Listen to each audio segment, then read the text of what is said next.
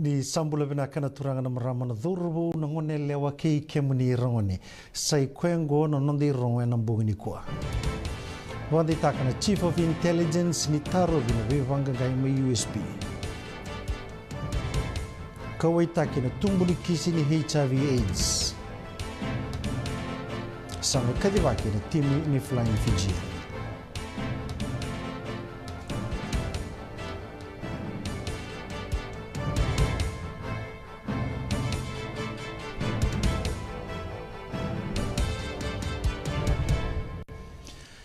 Wanda taka na Chief of Intelligence taumanda ko ACP Mbiu Matavo ni amai taro bina vivanga ngai ni kisi ma USP na ikaon ni singa ni bula ko January ni ambaki runondolo urusanga bulu karua mai kavani soli bangandina dina ni matani tu kina matavila wesu ba ko Matavo na bugu ni kisi ambe tagitiko kina na Prime Minister bagademu urenge mbani marama kina Commissioner bagademu ni tambada ni obisa city beni ngilio Mbe taki ko mbani marama ni baga tani taka na lewando donu kambe taki ko ngilio ena kena baga tani taki na koukoua ni nona vali ni bola.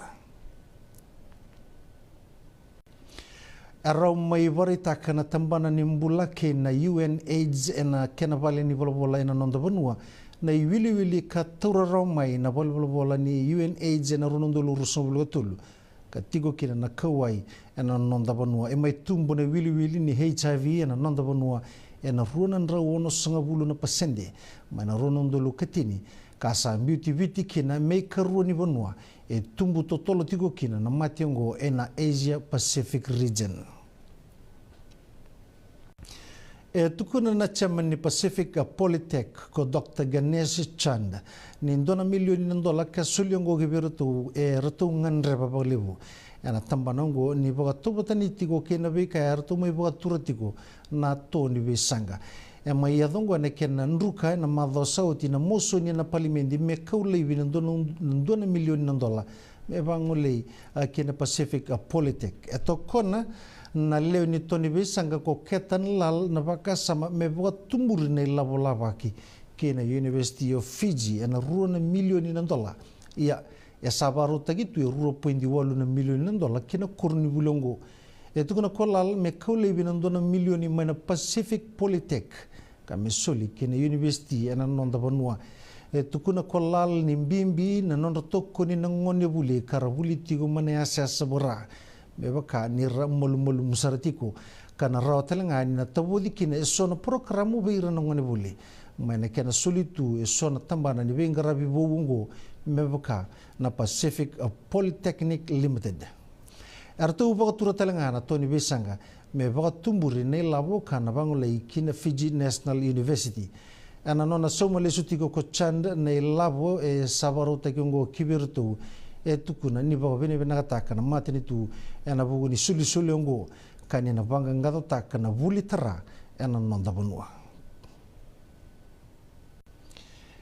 tiko endo na tambana ni be baga daga taki ni vuli biti karabi baga yolanga tegi tiko giber nongo ni vuli kara somi na bengarabi ni scholarship ke nandina baga tesri mera mundu kan non rabuli nonda banua karabaga sangara na vuli kina be matani tu tani taleso barita kana bikango na buni lewani TSLS ko Hasmukh Lal kai ko lal ni ngandre bibir sabandi taki kar sanding taki membeletan na bangalala taki ni bilawaki yana tigo ngabira na ngoni buli era toko ni kananumi merangole kibonotani membeletan na bengarabi bo buni wai na ngande kini na kini takataka kwa ni wiro na ngoni bulongo era ngandre merarawata na bi bangalala taki ni bilawaki maina FRCS mebaka ni suliendo ni labu ni buli kene tukutuku ni banga taki labu maina TSLS kuna kolal ni tiko sonongoni buli karabu kei mana TSLS era sangole baga kibunotani ena ruku ni labor scheme ese tomani tiko na kena baga dani na bi korokoro bole katana barabi kasada tiko kina vangu matua na matani tu me bebuke ena tikinoya kuna na ibuke ni Prime Minister Professor Biman Prasad ni nganrevi sarangai lebu na daga mengarabi ena non na be sikutiko kina be korokoro kina so lisi tawa ike ni sando tengilamba Sando kim roser ga bina inron do sono ngone kim do ga ni laki bina ni lotu makau mai na blo sakim do ber hakim do oben ko kim ngandra ba cikine kero ni do ngana ni mamin ron ngani tang lamba lo mani korongo sanga cim ko ken ker birutu na World Bank Rota ni wal sobul karona pasende ni be bal ni kana suba lo toka ke lambasa rasanga ni dobati ko ni banga tangin ndi engan revi mana tambana ni bula kana rawani boga buna na tobi mati ongo ya baka takila na matambos ni be boli biti ni oti ndona daga todo sar ni banga dindiki en na be bonongo etu kuna na buni lewani matambos ko sima sandil ni ralo reiti ko na manu lalai eso na be bal ni kana en ngonongo era viviti ko limu sanga bulu na pasende na business yongo kanga lorai ni rabing gravity ko samai daba na non relation ni buli taki kakana etu ko ni rasanga talanga ni baga muri na be bal ni kanongo na kakana ngan reviti ko me buli taki rasanga ti ko ni banga taka na ngani linga na yumbi ni ulu nei baba ka baga bonatiko me baga lenga na kena marui na kakana esa ker tigo ko sandil gina be ngarabi ni matambos ni be tauni ke na health food unit ni tambada ni mbula mera raida matua na tikinongo endona ndau tini kandua na valni kana engarabi kina na vandindi kengo enabula kuchune esa bunile wabo ni Fiji Commerce and Employers Federation ko chone tani tonawai esa basanga bulemba kina nona kila baga kena mbangi kana rotelenga ni na labeta na ibara uni bengarabi erto borita kana lewni board mai nei tugutugungo ena singa ena noa ni sambula bina katalema sai kwengo hono nonde rongo ningito esa maindinga takatalenga ko Simon Rewa Lui lewe ba nandongito bo men sota kene timine tonga ena sota ni Punjab Pacific Battle kana ngarabiti go na Singapore ruai ena rara na Churchill Park melotoka etu kuna Rewa Lui ni sama indingi takiongo endona timi kaukawa karena bewa ke bata nandongito makawa kira nandongito bobo karena sabandi takira tigo kina bata ni sote dake karena sabandi takira meralewe na telenga na timi ni nonda vanua enai matai ni ngauna mendar maga kina koleki ma tangi balu yamba ki rusangabulu kabitu mai baranise na singileti bulubula kana tiko nei tutu ni namba 1 karona toka bata ke levani mbotia enai tutu ni namba 2 esanandara maga ko Caleb Moons na singileti namba 3 Celestino Rabuto Manda enai tutu ni wing ke te dirikenda beta enai matai ni ngona mena matataki vitikina kana ndambe tikumai enai ndambe ni be susumitaki na ya tuliu penirabai sem matavesi ke mesa kendonge na loka ro toka kina wiso na sila ke temo mayana banua number 1 Albert Tuisue ero na toka na tutu ni inside ken outside centers of Joshua Tuisoba ke waisia na ya dhalebu enai tutu ni wing toka kina ko chiuta weningolo fullback Sireli Mangala na kapitani takatigo na timu ni Fiji Water Flying Fijian ko waisia na ya dhalebu enai tiga buti kuningi tongo ena tolu na koloko ena kabi ena rara na Churchill Park melotoka ena Singapore way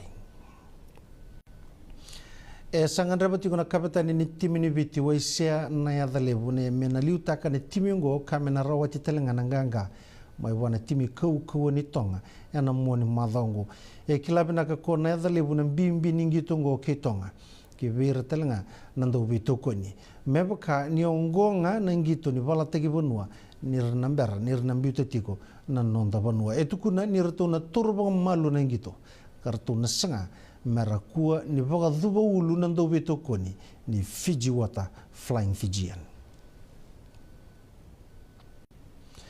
satu barau na Fiji Water Flying Fijians merau na dhalindi kena timini tonga ena Singapore wa isarangango tiko mai loto ka ndona nei tui voleslesi me be bora ramataki ki be kenda na bobarau sawa edhoritiko na kamai dava ni kona nonra oti ni vaku ko yang ona dorbo sember nirto na sota kena mate tim ni tonga ena singa waroi kami ka spektalan kina timio kirundur pachungo bernantoni be bakatabulidi klele bana butoren rakavina no veliutaki o mastada ni buka be kareni pa madal takalenga membaletana timin na babaroni takaba mai tabe unike na beka wobliti lomen kemba ya do mai lomen rara na vale wa ngosa katuluti ni madha non raba barro batana durbo kila ni rona madha sau tera sala kwa ni meli Toyo butakena kamba ni timi butakena ilako ni papara ni ngitulib ni burbura.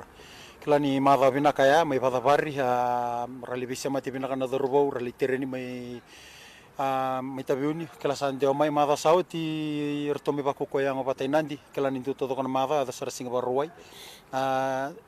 Tale ni daretan rasa may tikabu so komunibata na dorbo solo bagiti singa na bugni babara umbimbi saba kana mata tikina na yalo limbak nganta babaro tikina na ngitulib ni burbura.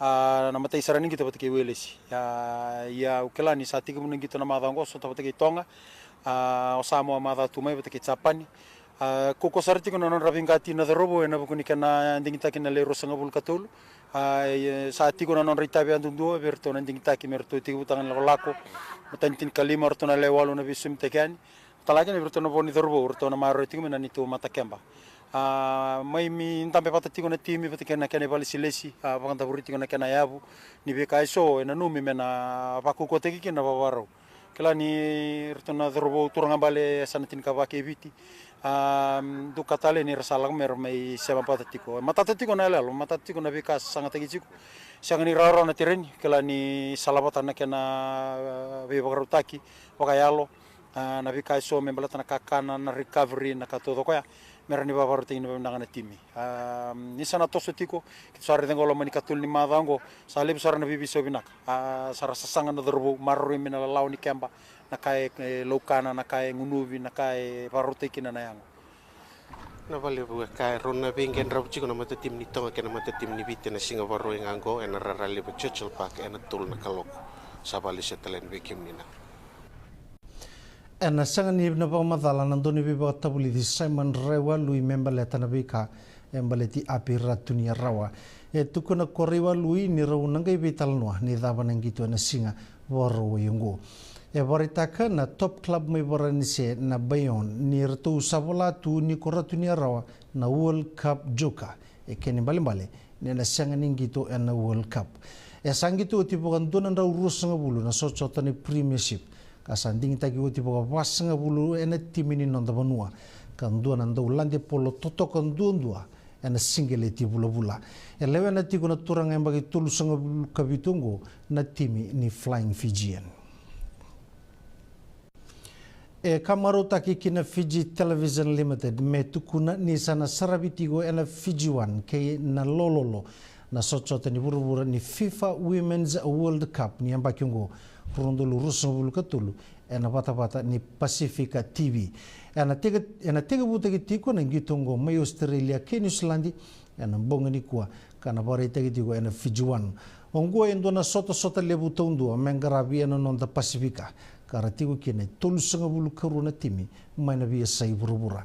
Tukuna na buni lewa batawa ni Fiji Television Limited punam nandani nirana rawa ni saraba na gitongo nandau pangamuri na Fiji One kay na lololo kana taray da kita langa kina ne bagatangin dingin din gitongo ena nonda bunwa bagakina kibeira na marama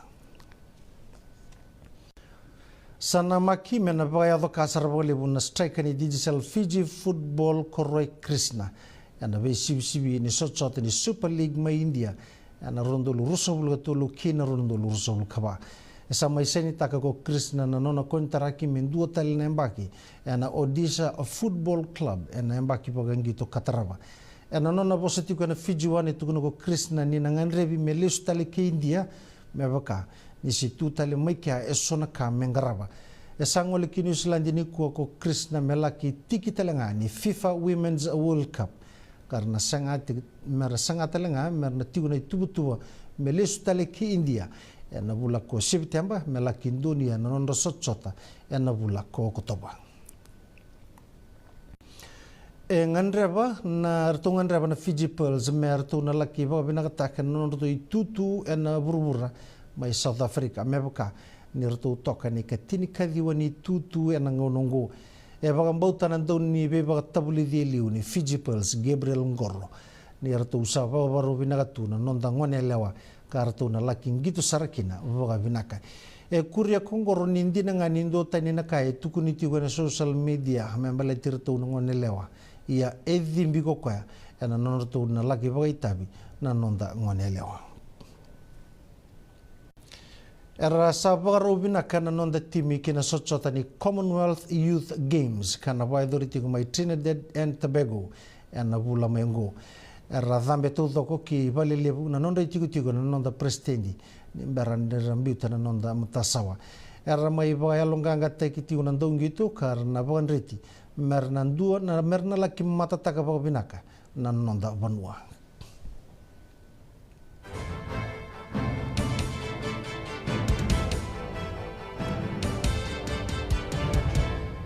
Nama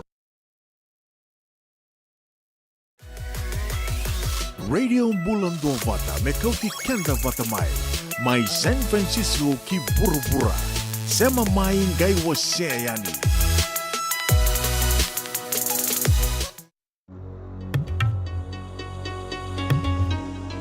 Pakia sama indono moniromo Pakia sama indono moniromo Pakia sama indono moniromo Pakia sama indono moniromo Satalan ron no buisoso moniromo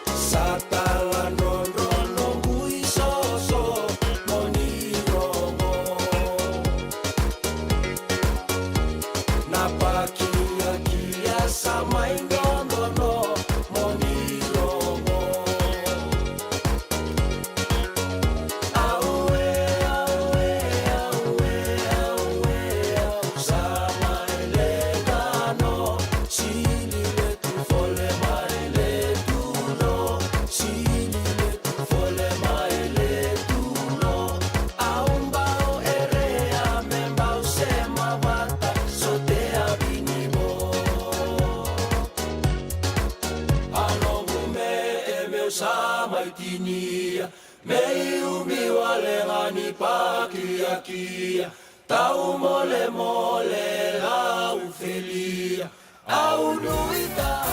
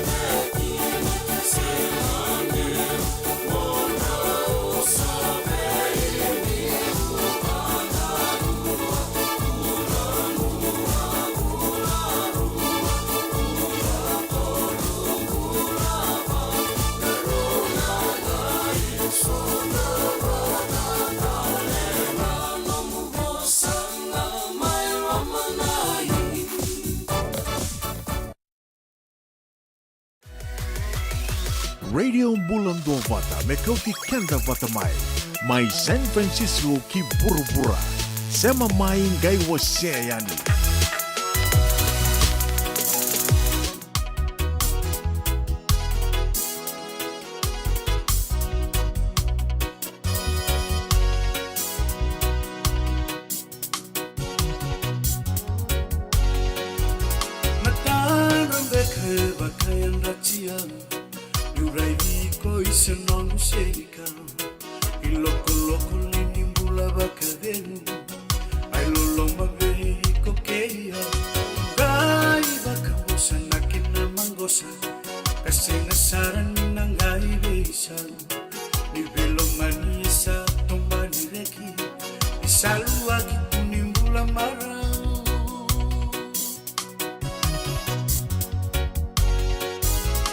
Dambe tikimu nanuma na beisalandarum bimurima na kena ulu ni vanua ni vanbeti itali bakal berwi matalalai ule dhabi tunamuna sisidi valeni thaka mama bekilai lengu koidha usando moniko daringa ubia lenguruai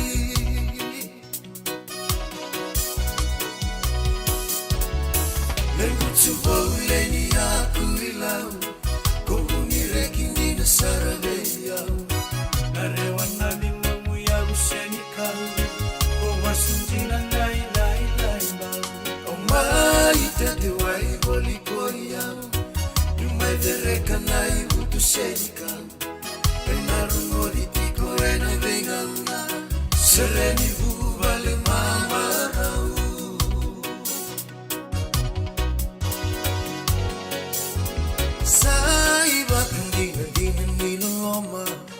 Sekabulan ni marabutu na tomba Rato nangone merato sana sota Isane bakande itu ni loloma Au sana lesu kinung butikina Nakuruwaru walengu banua Uleni tunalawa au sukina Koro elo mai au basundina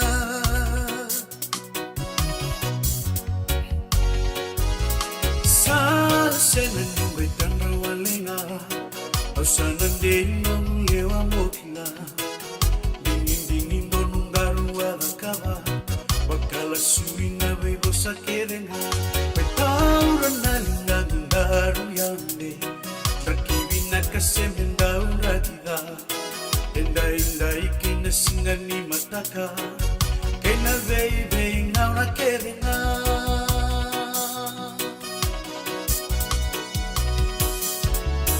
Lengutubauleni aku ilau Kohuni rekini na sarabeyau Narewana limamu ya useni kau Owasunjina nai bau Omai tete wai boli koyau Numai dereka nai butu seni kau Penarungo ditiko ena vengauna Sereni bubale mama rau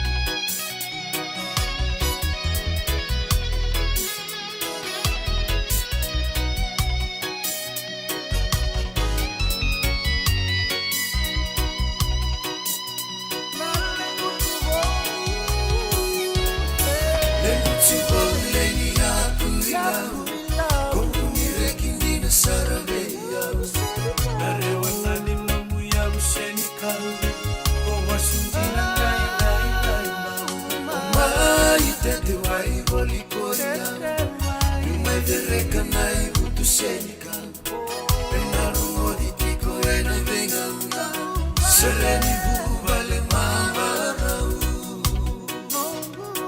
Penarungo ditiko ena vengauna Sereni vuvale mama rau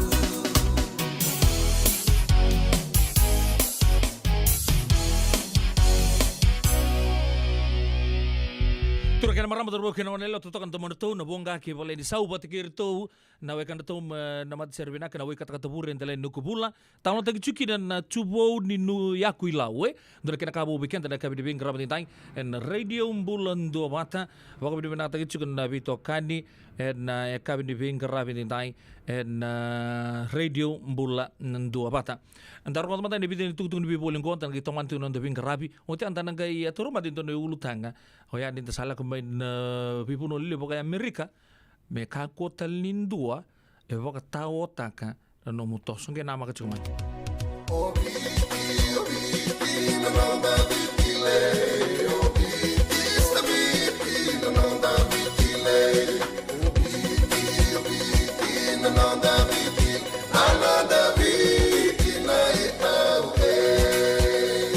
ena nonda viti ke ngasini buli paulangereki rongodi ena 5 na kaloko ena kabini lotule ve kemundo e Amerika tini karona kaloko ena singale buli bakaromboka ve kemundo mai viti ena radio Mbulantua Vata San Francisco me kauti kenda batama.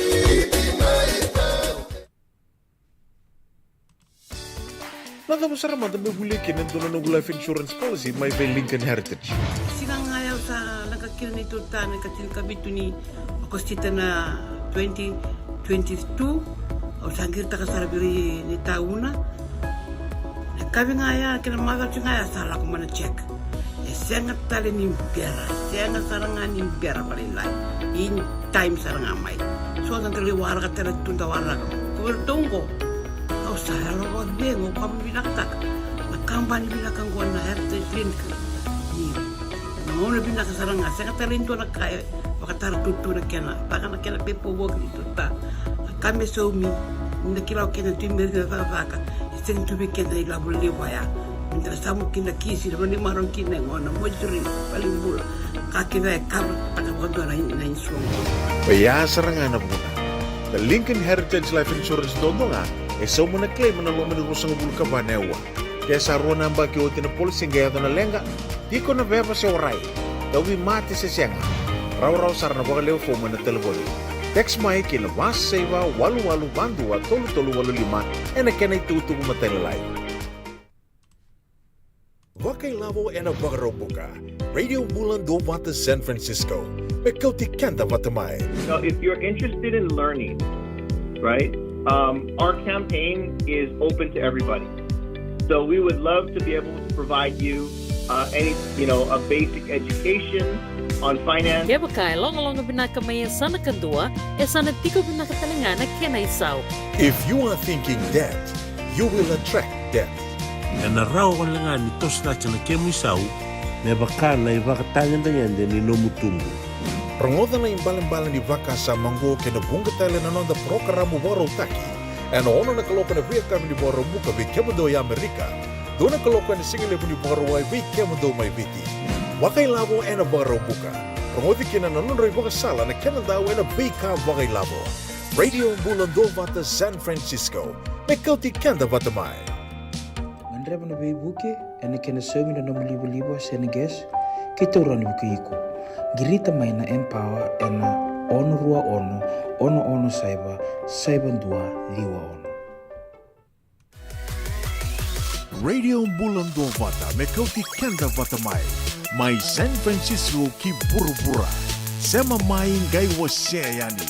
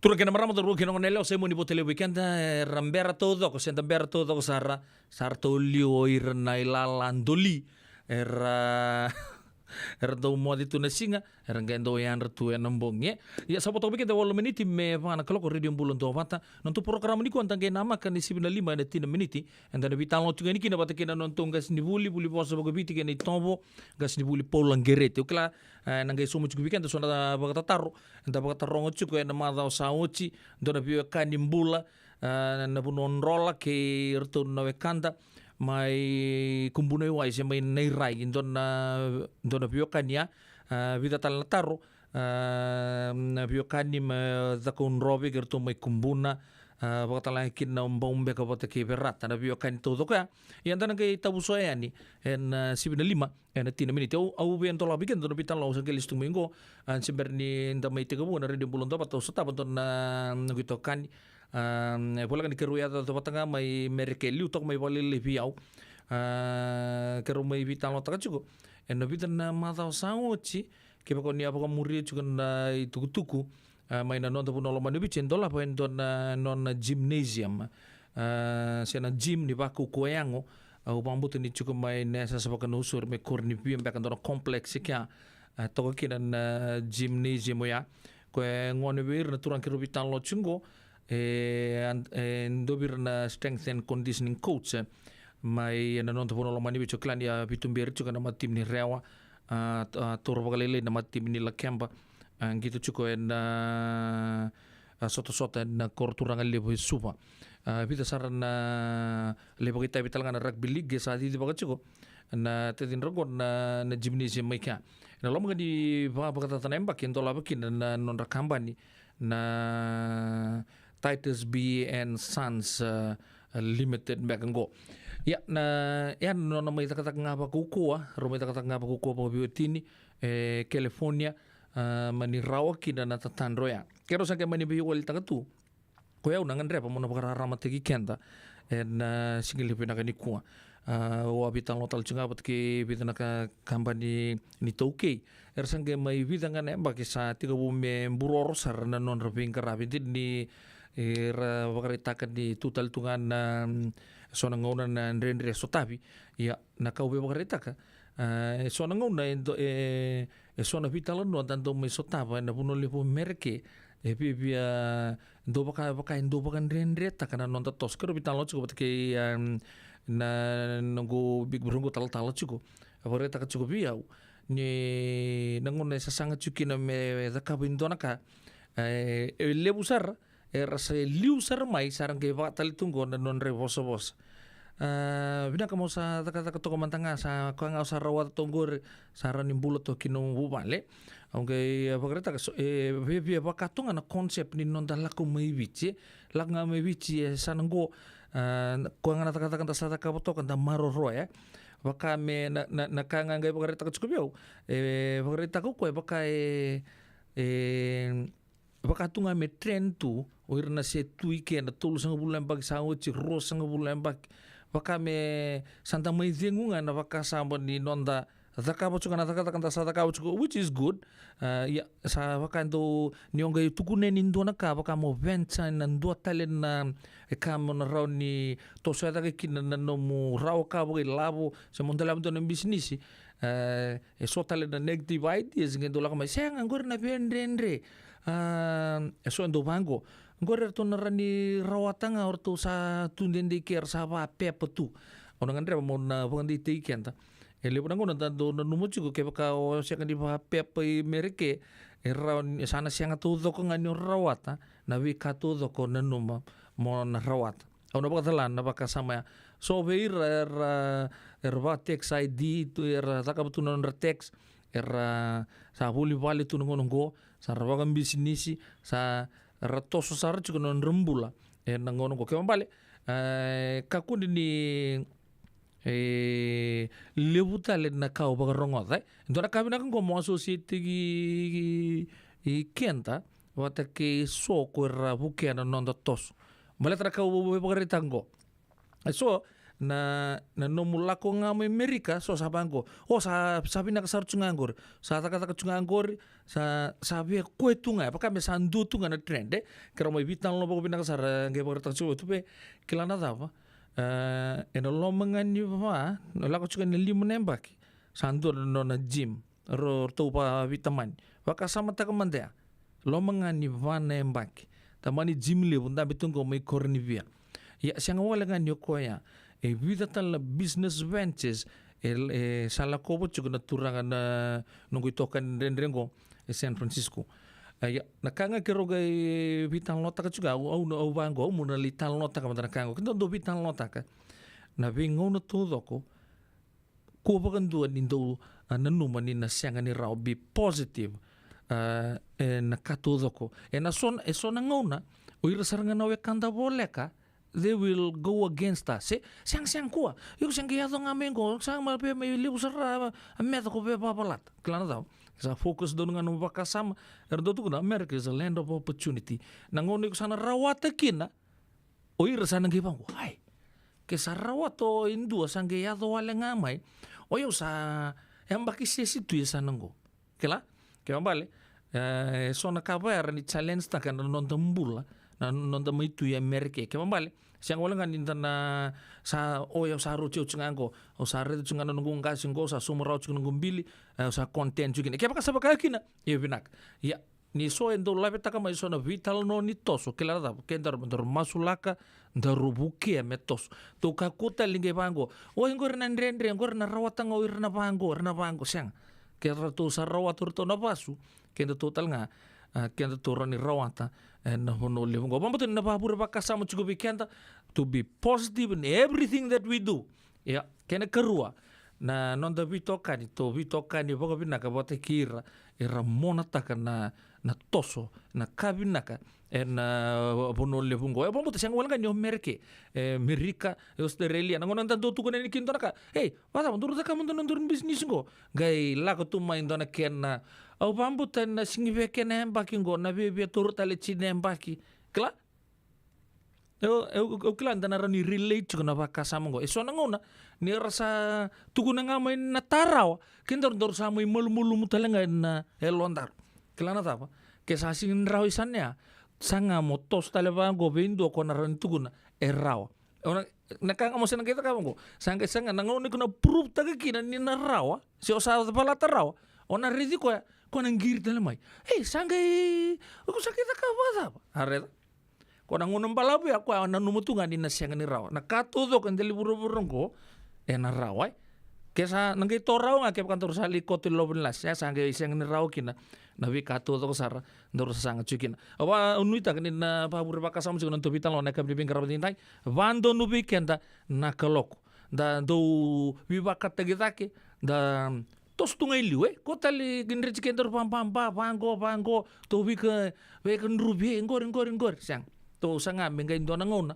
to turang maram ni to ke tu satu ye satu vala raw tu beta tu silina peteler to mena tuidak satu beke daru ena vengo no todo sarpo binak tak chikno bitokan ena radio bulun to bato petela no bono monindo ni bingarabi ko sabore tak chiko non to bitokan ni ena gaya to sar juga ena bitula koloko ena yakabini be ngarabi ndai dua mandan ser malu weekend gona teo prince mista bakala lambure ai talo ni mosi tiau ser gono no me no mito to tiga ni kina erna be kan ya rasia mo chuma ena kabina ni kuwa bula malalang besi ni bina ka sabole bona sia mo chuma Australia bula lempan takai bula bina ka emi souleta ni bula Mrs na no bina ka sia mo chuma mai irina tema ni bula bina ka naita vaka ni bina ka tu ni bike buni ena ka bina ni kuwa lori makau lotu ndi lomo no sorry titili ngande mai no sorry talanga no apa tu wife feel mai California waktu lang kina be semi berani don ser menum tu kina lambasa mai buni pa korom bengo mai lambasa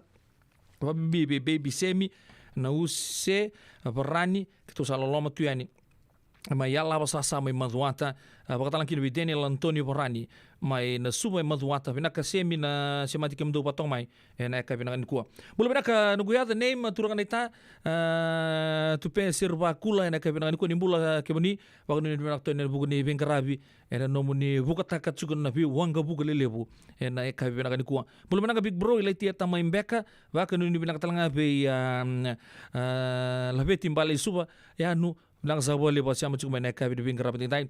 Atur kan kita Kingsland uklam apa bingkar apa tapi cukup mai pertanian nambung binakan kuah binakan sa boleh nabi tokani waktu lang kina be senianan nabari binakan nabi tokani bikemuni na ekab ini kuah. Na Teo Prince andro mutu buka malu biketau na singa San Francisco. Kata-kata cukup nan raki. Soalnya kau na tonton tu na itu tak sa koso tapiri waka malua relax. Bulu benaka tabali rapeka rabosai. Haya oke muni.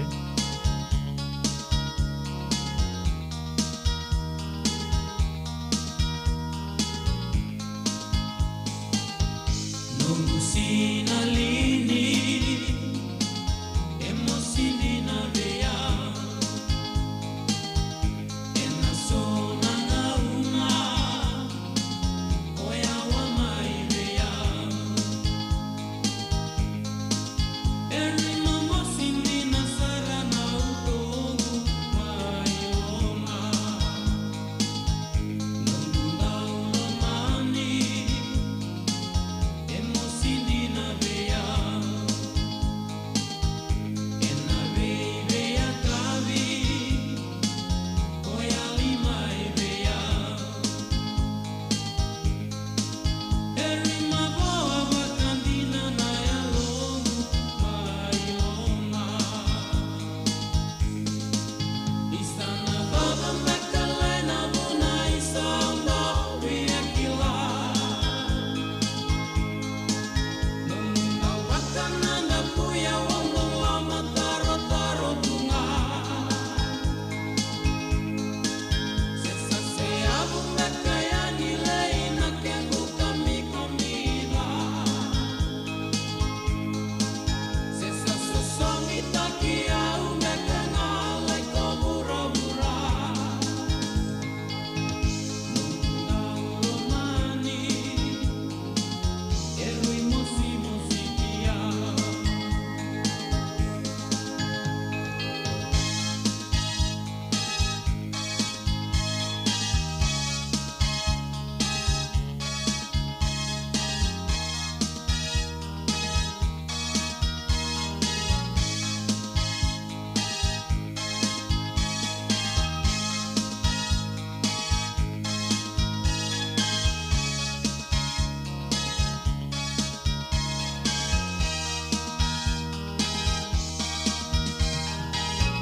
nungu sinalini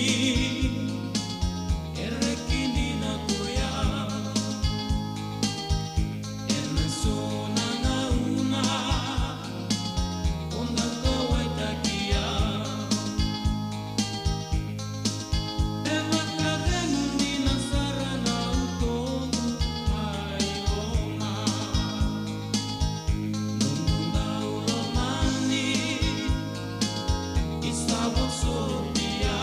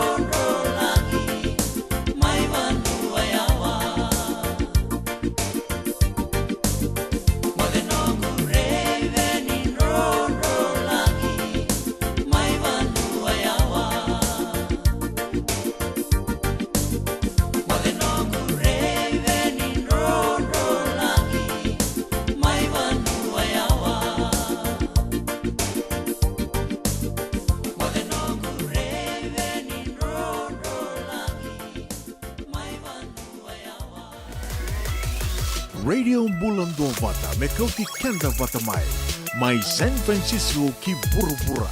Sema mai.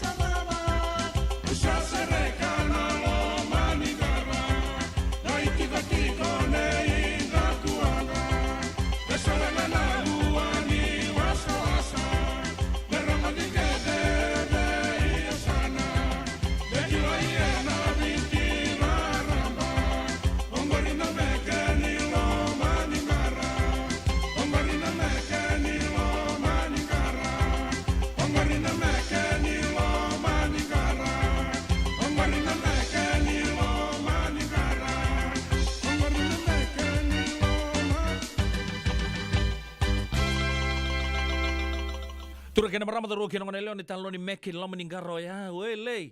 Onda kuanga ni bosabi ya, we tabu ni binaka ni sona nonda bule lebu, randau bos tumbe ka biso. En ngono ko sapo ni binaka tangan ni sarharam ben benua, ndanto rongo talangan non randau pamatal cukup weekend to pulang gereti, rabagare takatuntin nenge rakut mau irna papalang gina lutu weekend ta. Siang ni kena balem-balean ni anda sambutung-buto tu siang. Oke dan tak kilabi nak sartunga, dan raram tu dan non tembula. En ngona sawut sia tantu rongo tu nakeni tu gudi na vitalo to sara en ke bara ramati ke talama en so talen italano en ka bina ni ko ni 75 en 10 menit ke masa potong abe ken 5 bakata na menit men tambah bisa mati ke buni wai pulang gereti en buku non to vitalno juga na ka bina bingerabi en dai en radio bulan do batu kelan di ngono juga di bagatin ke bagasing lebu en non to buno lamani vici so sabai ka bito tol sar juga en buno lebu merke so era ndre kata pangor do ngunutie so era ngunti sikoni mbeka so era ngunuti purini so era nanu mbeka mera ngunci topo ye klakona topo mama me ngai pakam batanga yani ngai woi zala tu ni kina na reo batan so era ngunci roci cuka ngonongo anda bakam di binaka cuka na buku di vezoini citotok anda bakam tak batu cuka so sambung le besar na benua era bingka rabi tu non rabuno ni andre ngonongo sarangai nanumutu merang bisa matal tunga na nonto pata-pata pagaro tengo na radio bulan do pata na kabi di bingkarabi enteng tai ya na maka cuma na nonto program yan 75 na tini na miniti bakai ndre tali juga na nogo bisa utak kembali na yanu nunda sarabo juga ke men tapi rebo tu na kabi na di bingkarabi tai ya ni oche bita ni tugu ni bebulen ko entana kabi na numi telani ena seren di sibi to be kenta va en ro 50 miniti non tu sale ka kambra ki ba vale na radio bulan do bata nada be ko marota katiku Senga, esan dondi na marau kina boga vingile wo wakila. baleta Kesa mani ka vivi na nongumbula ke mundo sana senga ni lenga. Dona senga talanga ni rere wallo ma se mundo warakati ni lavun reng. Baleta ni swada kabatu na nongu life insurance policy. iko da kam to waka tapia sa tumu mantanga na numun ranga isenga tu na tu pepa Sa tiko na mate, se senga na pepa, senga na lenga. E se rawa nindu na nongu life insurance ve Lincoln Heritage Life Insurance. Na kambani ni life insurance kanga niti kenda binaka na itoke kanda sama ivoga tiko ngoya Amerika. Rawa sar na boga leo fomo. Text mai kina vasa iwa walu wandua, tolu walu lima, ena kena ituku matelalai.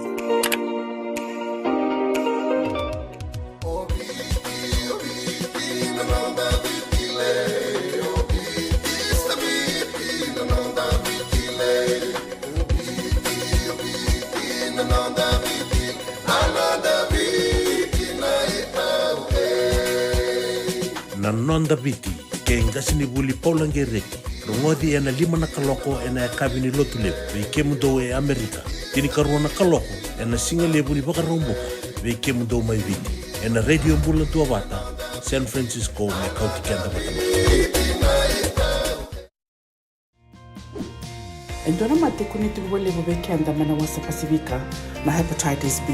Kunei ni ndua mana baya tini corona leni bunua mana wasa Pasifika Amerika ni tobi reti kuna matengo na hepatitis B.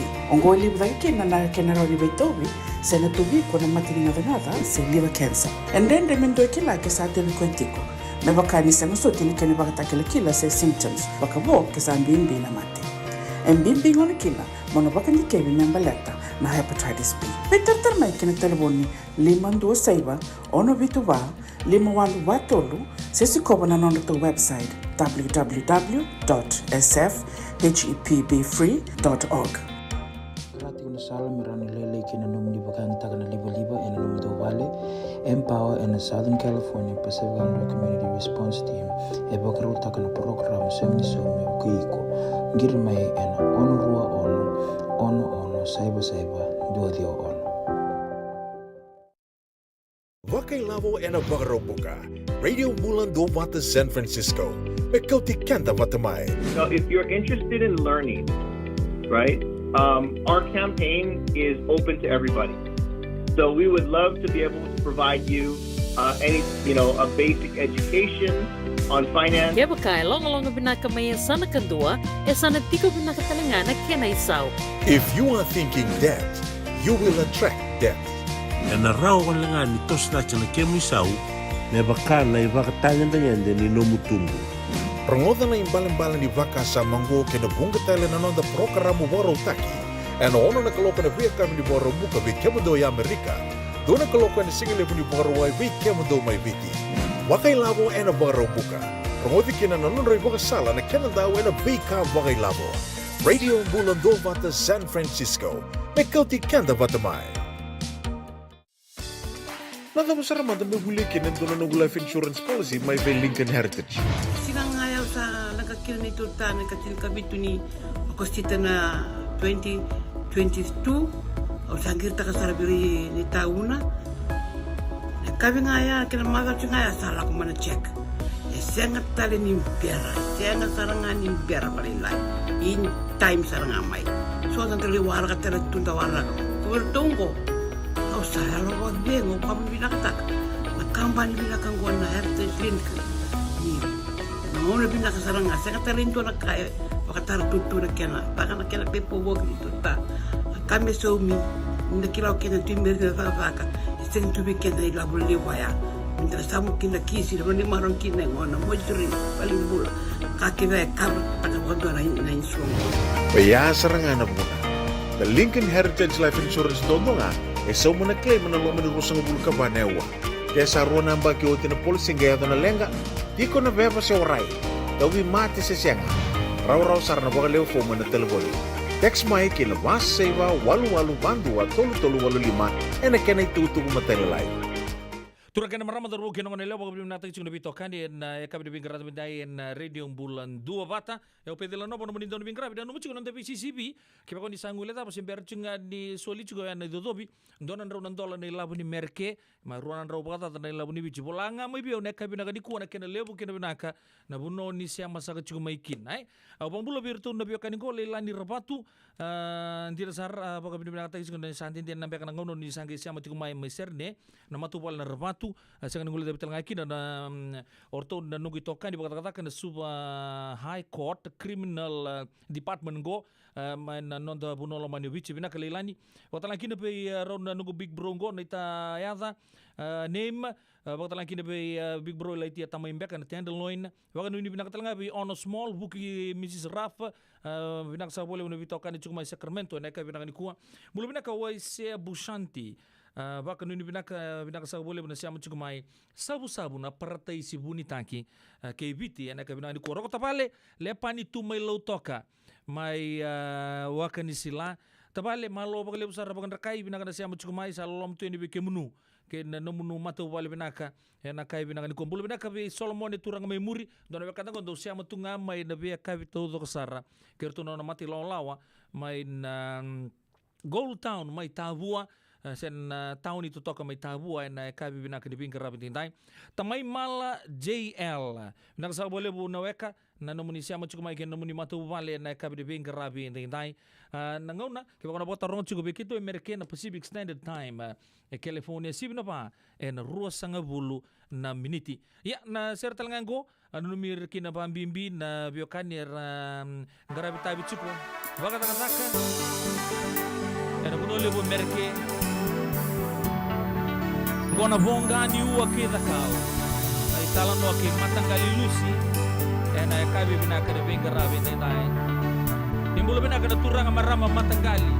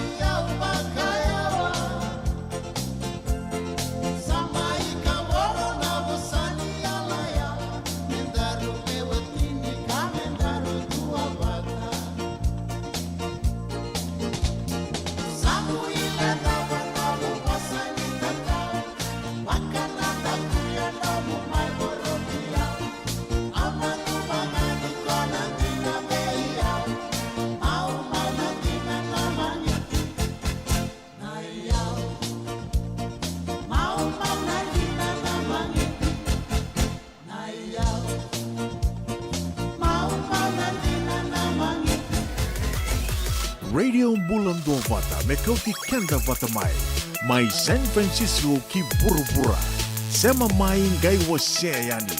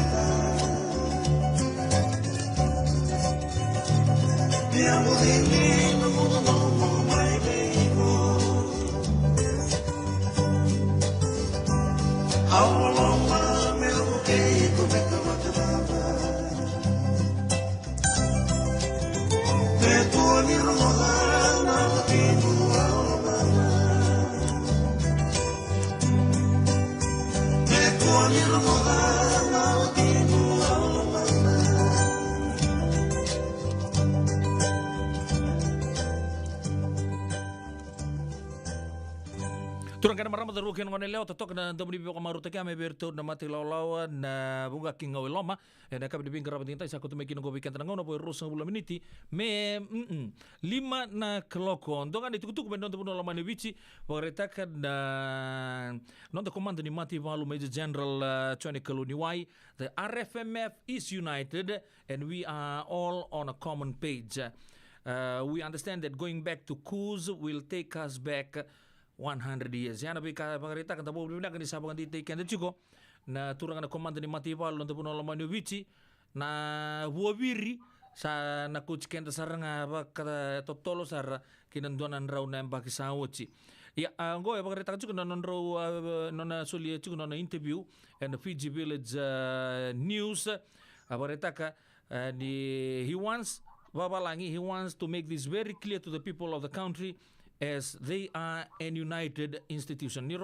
Everybody in the RFMF is united on the direction that I am taking them on. It is a collective understanding within the RFMF. We are all on a common page. I have spoken to my commanders. I have my commanders who are calling me and messaging me, giving me their support. People are just trying to use information that says there is this unity. No, there isn't. There is a united front within the RFMF. We understand that going back to conducting coups is something that will take us back 100 years. This country has come a long way. We've had so many governments that have come, that have developed this country, that have taken it to a higher platform. We have a current government that is in place today. There is an opportunity for them to take this country to another higher plane. And that's something that we want to keep intact. Ya nabi bai kai bagan dita kacu bikin na nonta lulu mati bol mai bicho klan lebu sar na bagan bibi na kacikina lebu sar juga na rumah ze nabi kan ta bagan rongo tu mai nambatin ta no mai sananggo na mawi na matau orton go sabor rupango da bagan bibi na bagan dita ikan da cuksenga orton dua pada tu sangkai bagan dita katelang aku ya. Oke tahu sana bicara tu mendengar nanti politik era di bagai cuma matin tu nangonongo mertu tak apa cunga na non tu tak kata. The Army Commander says the RFMF does not have the answer to solving political issues because it is not their domain. Darong kata mata. The RFMF has to stay within bounds of its military responsibilities, and that is important.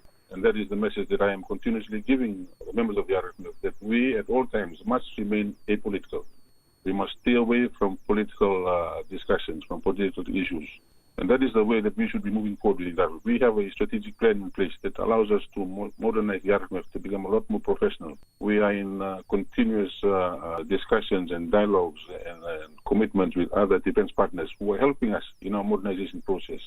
Tomadan lulu mati balu ni nono tu itabinga merto na marure sarvakat wakabina kana lawa ni nonda bonua lomani vici karto na ngaro na talenga me ndana kaku ani na ba koto wabu gitu so na tuku lasutaki na ngonongo darongo na vikara tomana na liuli nonda mativan. The more we advocate to the rule of law and democracy, I think it will help us be able to undermine this message of misinformation that is going out. Upholding the rule of law is very important for us today. It ensures that no individual, no group is above the law. It provides this country with a framework for resolving a lot of conflicts very peacefully. And it protects human rights. It allows us to maintain stability and order in our society today. Now, I believe if the RFMF can champion that rule of law, then we can help foster trust, not just within the RFMF, but also within these independent institutions that is trying to make the whole government process work. And also at the same time, discourage the spread of propaganda. And that's key to this aspect of ruling the law, because it only reinforces the importance of accountability and justice for everyone. Rabarita katalaga na ratu apa nga luto kamay nandoon ang na sawoti na leoni mativalu rabu muria sarcho kamay na baka malu na vitalanoa apa diru abo gichu kila di lebusar na pepa sekulit gichuko en internet lebur sabarita gichuko di son itokani so na mati lawa ra bagarita gichuko ni ndonu me turba ku ko na matin tu ngoli chuko ngono go ya rabarita ka ni siang tu ko nindino ya abagarita nga babalang iba pakaongone Major General Kaluniwa says the RFMF had earlier opted not to talk directly on the propaganda material where the author or authors are trying to turn lies into truth. This is one of the reasons why we have been silent for quite some time. It's just that we believe that when people out there send out propaganda material or such misinformation on social media, the worst thing you can do is to respond to it. and making public statements from the RFMF only adds fire to the fuel that they want to burn. Propaganda material is something, when you pay attention to, can cause a lot of psychological damage when it exploits one's way of thinking, the biasness of one person's cognitive biases. It can manipulate one's emotions, and it can also come to an extent where it starts to distort reality, where the truth becomes a lie, and a lie becomes the truth. Dapat bina juga nabi kaya bagareta juga nonda lulu ni mati balu ni nonda bunuh rapakan di taka juga bikin tak kita na lulu ni mati balu nangon na mantangango na nito main priority me kita reda juga me ngarau ni bina ker na lulu ni bunuh bici tako magi bawa bina juga na lawa nabi kato tako sar kita sapa ko muri juga bawa malu nangon ngo kita sang tu ni bebe postal juga bawa lepo nangon ngo kita bawa muri bawa malu juga na bunuh relasi ke juga mikir na sona tuku kabareta juga ni lasu sabi bina kati juga mentina nantina sabi bina kati juga melasu apa entah apa bina ni rapakan di tiken itu juga lilu nonton mati valu orto sana tokan taka ni kena tangko magi juga nonton puno lama ni ubici kena tangko magi talu juga na lawa kar sahabat reta orto nanti dipakai juga nonton mati tu orto ni politiki orto sana ngai sangai ngamer to nanti dipakai juga nonton mati tu lama ni ubici apa mau nonton suran sebekenta lebu sar juga nabi talano float wabu juga nongo yang tak sahabat bina kan ni sangole saranga mai wana ul ni bilu taki ni nonton mati valu ni tundi itu na mati valu na kena toko ni juga nonton mati tu nangono go boy tini ka rua na miniti me 5 na kaloko na radio Bulan Dua Bata.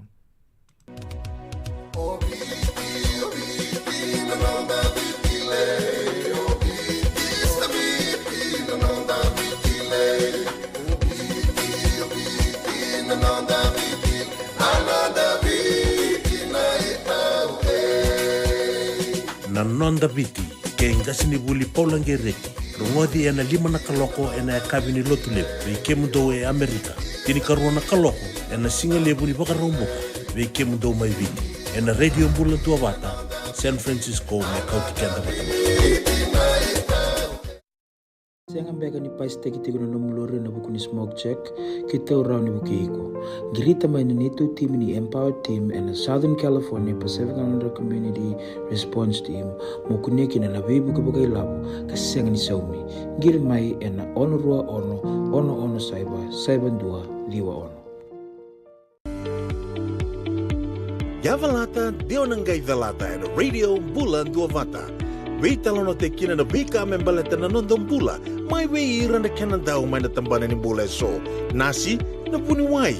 Rongoda na bana kaloka na wei kabili tu city and na weito kone ni Lincoln Heritage Life Insurance. Na kambani ni Life Insurance kanga niti kenda na kaiwiti Amerika. Wakai lavo ena wakarobuka. Radio Bulan Dua Bata San Francisco.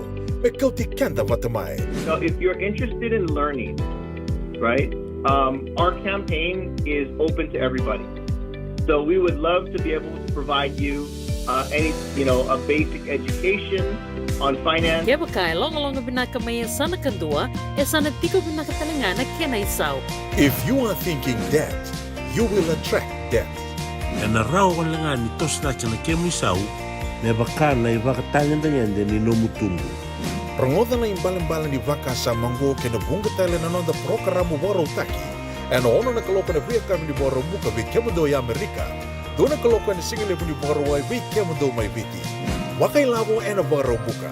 Rongodi kena na nonda vaka sala na kena daw ena vika wakai labo. Radio Bulan Dua Bata San Francisco. Mekauti kanda batamai. Nada masara manda me bulikin na doon ng life insurance policy may by Lincoln Heritage. Sinangayaw sa nakakil ni Tultan katil kabitu ni akostita na 2022 o sangir ta kasarabiri ni tauna. Kami ngaya kina magal ngaya sala ko mana check. Sengat tali ni pera, sengat sarangan ni pera palilai. In time sarang amai. So ang tali warga tala tunda warga. Kubertungko. Au saya lo wag bengo kami binaktak. Nakambani binakang ko na heritage link. Ni Muna binaka sarang sengat tali into nakaya. Wakatar tutu na kena. Baka na kena pepo wog dito ta. Kami so mi nakilaw kena timber na vaka. Iseng tubi kena ilabul liwaya. Minta samu kina kisi roni marong kina ngona mojuri paling bula kaki vai kabar pada waktu na insuang. Baya serangan abuna. The Lincoln Heritage Life Insurance dodonga so mana claim na lo menurut sang bulu kabanewa. Desa ruang nambah kiwati na polisi gaya na lenga. Iko na beba se orai. Dawi mati se sianga. Raw sarana baga leo fo mana telefoni. Text mai kina was seva walu bandu wa tolu 5 ena kena itu kumatalai. Bila sa boleh turun ke maram tu rukin orang elok tapi numan tanda ser nak kau ni bingkar rapi tinta so kelas aror boleh kata cakap menenguna mentera bisa mati ani batu ke non dah pulangi ya non tangkas dibuli pulang gereti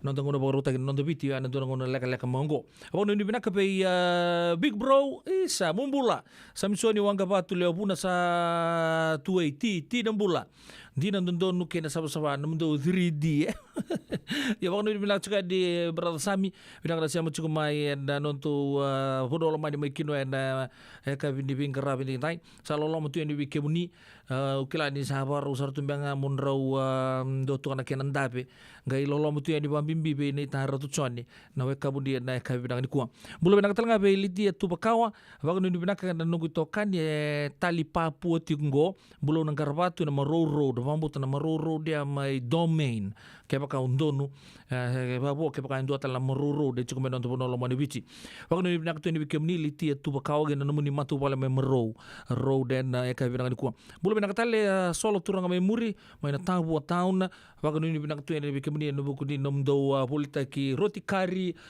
ikan kangking bulma kaunduri kaya tau suli na kaya bina ni kuang bulu bina ka Mr. Sirwakula lati lata nawang galipang bulu benaka waktu lagi nabi tin mumbula tin naga na siya macam mai waktu ni benaka talang abi nok yang garau mumbula ubu waktu ni benaka juga ni nomuni siya matoko mai Malebani na kabi bing grabe din dai na turangan ng ngone sau ni kalongata sa kachiko waktu ni benaka talang abi tinay TJ mai LA mumbula tinay TJ bago ni binak juga ni na bugu ni bingkarabi chukin na eka binak ni bingkarabi din tayo bago ni binak talangabi ari na tema ma Hillsburg may nanumi talaga ng Batay family na eka ni bingkarabi din tayo siyang nanguli tayo talaga kinabi emotion na sibi kin nomun ni hubale binaka na eka binaka ni bingkarabi din tayo bago ni binak talangabi Lady may Harrington Park may Sydney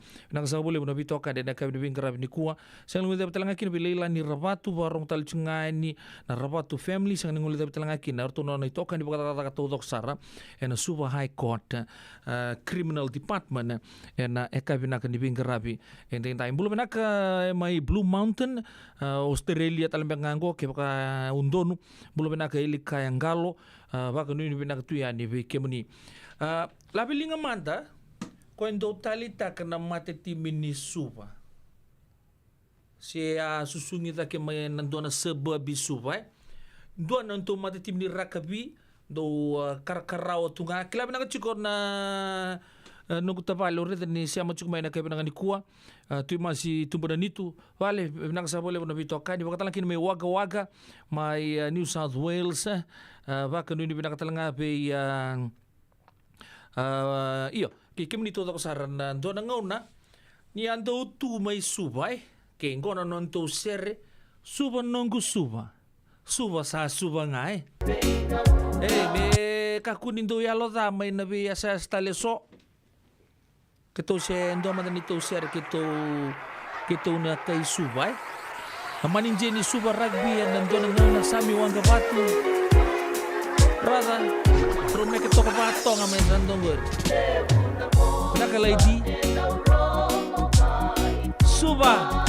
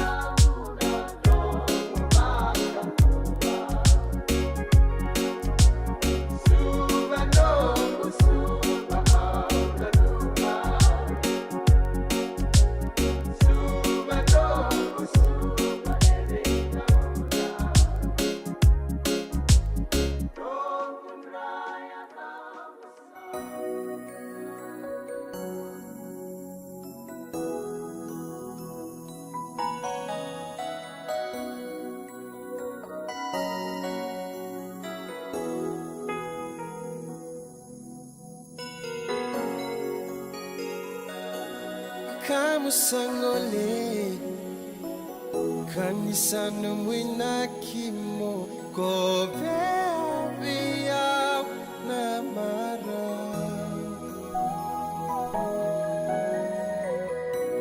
obaka mama su rei kombu nanalo mamu memba beisa Nia lungu di batu motor boleka kuani wakia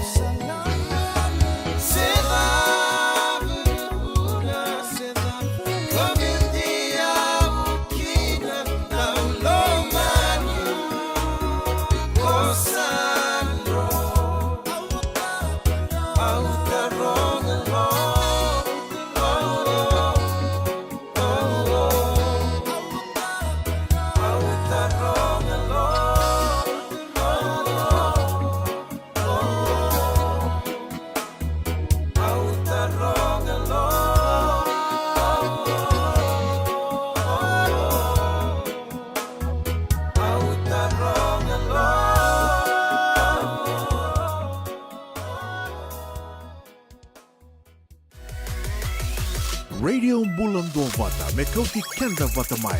Mai San Francisco ki burubura. Sema mai ngai waseyani.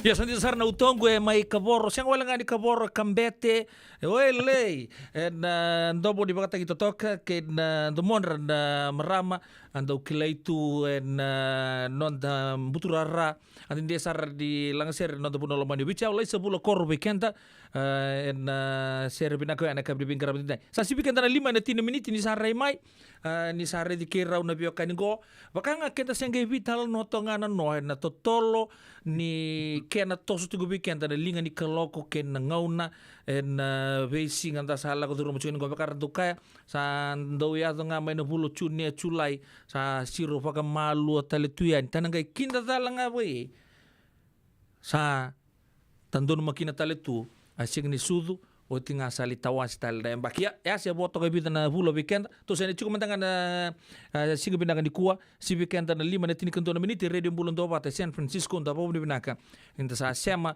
ke na nonda gas ni buli polang gereti na buku ni nonda program boga mata na bi kaya bi ni singa lotu lebu na santo dono magatung mai na kabinangan ko rere bulan-bulan totok na rere non rasote ke ira antana pokon bulan mantanga be ira na kabinangan ko no sambula binaka malo ni raw ni tamay sibise mati tale na kaya binangan ko angas ni bul bula binaka malo binawale besar na bisureci mara usarangan yusa yalra man kuwa abi bi daw makina mai na andraki suba sega so chidili wasara langi mundo sa tau lailai o ci gai singa tale ngau na bosti kini sa singa na ndo no sa dil tal ngana singa so singa di lakoko iya tu kuri draki sa ko sar ngangor tar sa ngole besar matana dapa beka meliu na ru na ulutanga tarong chukuna mata sa uchi iya nulewanga mai kena mesana liu na biokani onrola pata ke nairai lebu rale ndrendre lebu talanga lebu mantanga mai nairai na turang maramanitar ke borongo tu mantanga sona matanga li kor makau ke na dhandra vi le rong saka to ke engine todo ko na ya danda mai borongo toka na mata so coba muta na buno talanga me na mai te butal be kina se nulewanga mai ke no nusa se matarawa na kai bilang di ko bikiman na vale usar bilakan ni meva kau kacu ko mga sauti una bangara so dai tuku de vewa kani na raibat ke asawa au kai wala tukun beka lek pete so ital no balabu au sam ore de ruana kan tal no indua mai votu mai ba o na dona turanga tanota ko akuila sindore mai wangka uambeka mai votu mai ba kene karua tanota ke dona turanga mai ya sawirara ya runa tanlo bakalele sar mai bau pada tini cita tanongo itini bau yo sebenarnya dona kene itu mai nairai au sa taura ken dua mai rai kila bakalele na kani tuku se bia bakadala ndo na kausa na tuku na ningo kere me bakarai taki mai na kani tuku kila chuku mai na rai ya na vewa kaningo te ke wo na dona marama ya dana mai asawa ke voto kila chuku me ya dana lewa mata koya ya mai bau ara ka chuko ni singa kai ni singa da no leo mata tu kuntan do nada na nada non dambuli iyo ia na buni non rongo na maramango baleta na luvena mai na rai ba kwa chi na rai na luvena mai na rai na yadana bosota o andin davila sarungo do tinang goran di Davila esa lewa raba kubuli ada chiku nangonongo ya wandi Davila ko rongo chiku mai na rai bakwachi na bau so mai bau raka chiku ni ada wachi na o nanduroko do ver na sebu ni bunivalu mai bau so tal raka ni ada no naila chikau Wakabi então dengan do verão bate na ondur da ko bate na Chicago ro baka u mo tin ro bitamani ya evakuasi kina Maramango, me reda mata na nongwe wole chukuna matangongo, na kani maimbau, maleti Andin Davila manda. Ata rongole besar kami imbau ko Andin Davila. Iyo. Dua, tukuni wachi naila chikau, kay luben raw ombanuve. Doverto na bunibalo, sember na bunibalo na ulivou, sember na bunibalo tanoa, sember na bunibalo dakombau. Ya, ombanuve. Ya. Total kan itu maimbau, ya ni wachi ndurdoko senandurdoko mate ondurdoko mate wachi no ande ta kauni balu maramani reketi na reketi alube rokutin reketi merewa ya luben raw onai la chikau ya dan talga na sebuningele gai karuni wachi bosota anam karuni wachi nandurdoko o andin davila mai nai rai ya kongongo itu kuni china no ondambuli mai nadula ya sawa yana kani tuku mai bau yana dona buni kena sama ya sing di talota ke ada baka marama ni nadulungo I naira ya ona ke kuria na kani tuku ngori ochi anga total ombanu ve na vaswi nairai anga total na wachi na re marama na na tabalen beknga ya dan talaga on dabila ya rosenga ni wakulu veni Ibibia toto mata kede na itukutuku maimbau na kai tukuni chiku ni so te kai chiku ni dotali na wachi na durdo kai liu na no ding ding matana mai roko wiri kai luben roki no very ndingongo ya taruni wachi no takau ni valu katolu Andin Davila kai luben roki no banuve chini kede na ni luben ro banuve na abuni valu kongo ne rongo kina na Andin Davila maimbau ngai le utang ngana no na ya da me do ni kuwa ya ni do banganga ya do bangana me maramani tekai man maramani nadula ya Indonesia ni tukunci ni maramani nadula mai malakachi ya tu kan man kan ni tukutuku na dan no lewa mata to watena dan mai asawa ke votua ya o koya na luvei na ada tama no bueti mai malakati mai nadula mai asawa ya na ada tinana o buni masei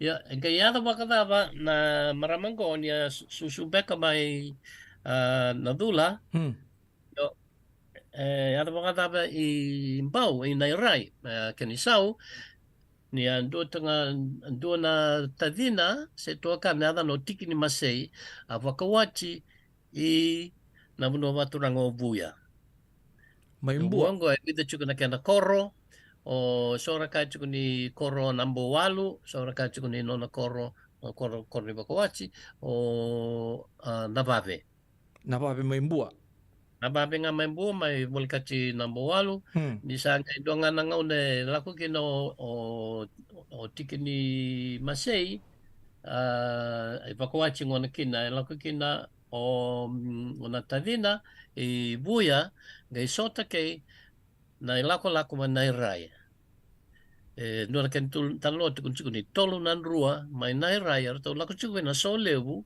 I buya nambo walu se nababe ndo nga verau sagai erto sota erto reda na maramango erto ngai binakata me sa kau inai rai me sa singi ni wati na tuinai rai me wati na turanga mai tubulailai ando na kani tuku sangai angai kau kina to reda mandana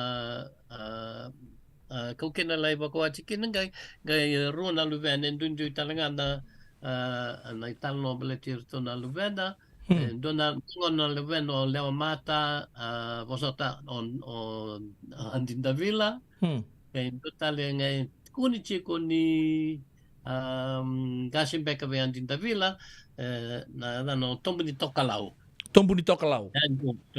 yando na kani tuktuku ngai taravo on Davila total kani tuktuku Andin Davila ngai taravo andi leleanai Andi lele mai na kilana kani tuk mana rai bantu don tak ngor kep kai vala ya na engke ya to bakada na maramango balatna maramango o lewa mata tu chiku ni vakawachi malakachi sing ni lew ni malakachi Sing ni leo ni Malakati mai nundula.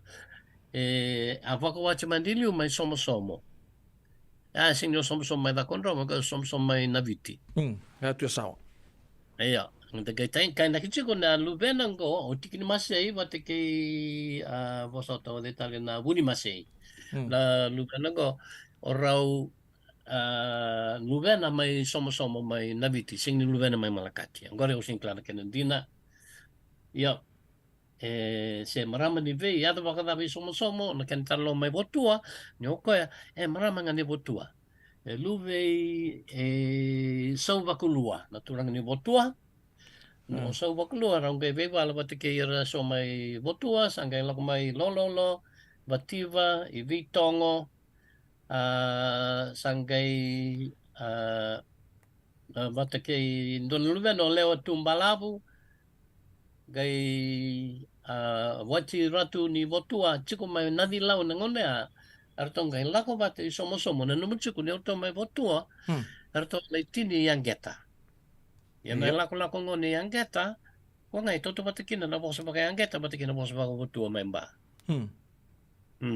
Ia, na toto lako ngone ko, to liu bandanga I somo mai Naviti. Na panuan ko di sangkai wakawachi kina na maramango, ngai o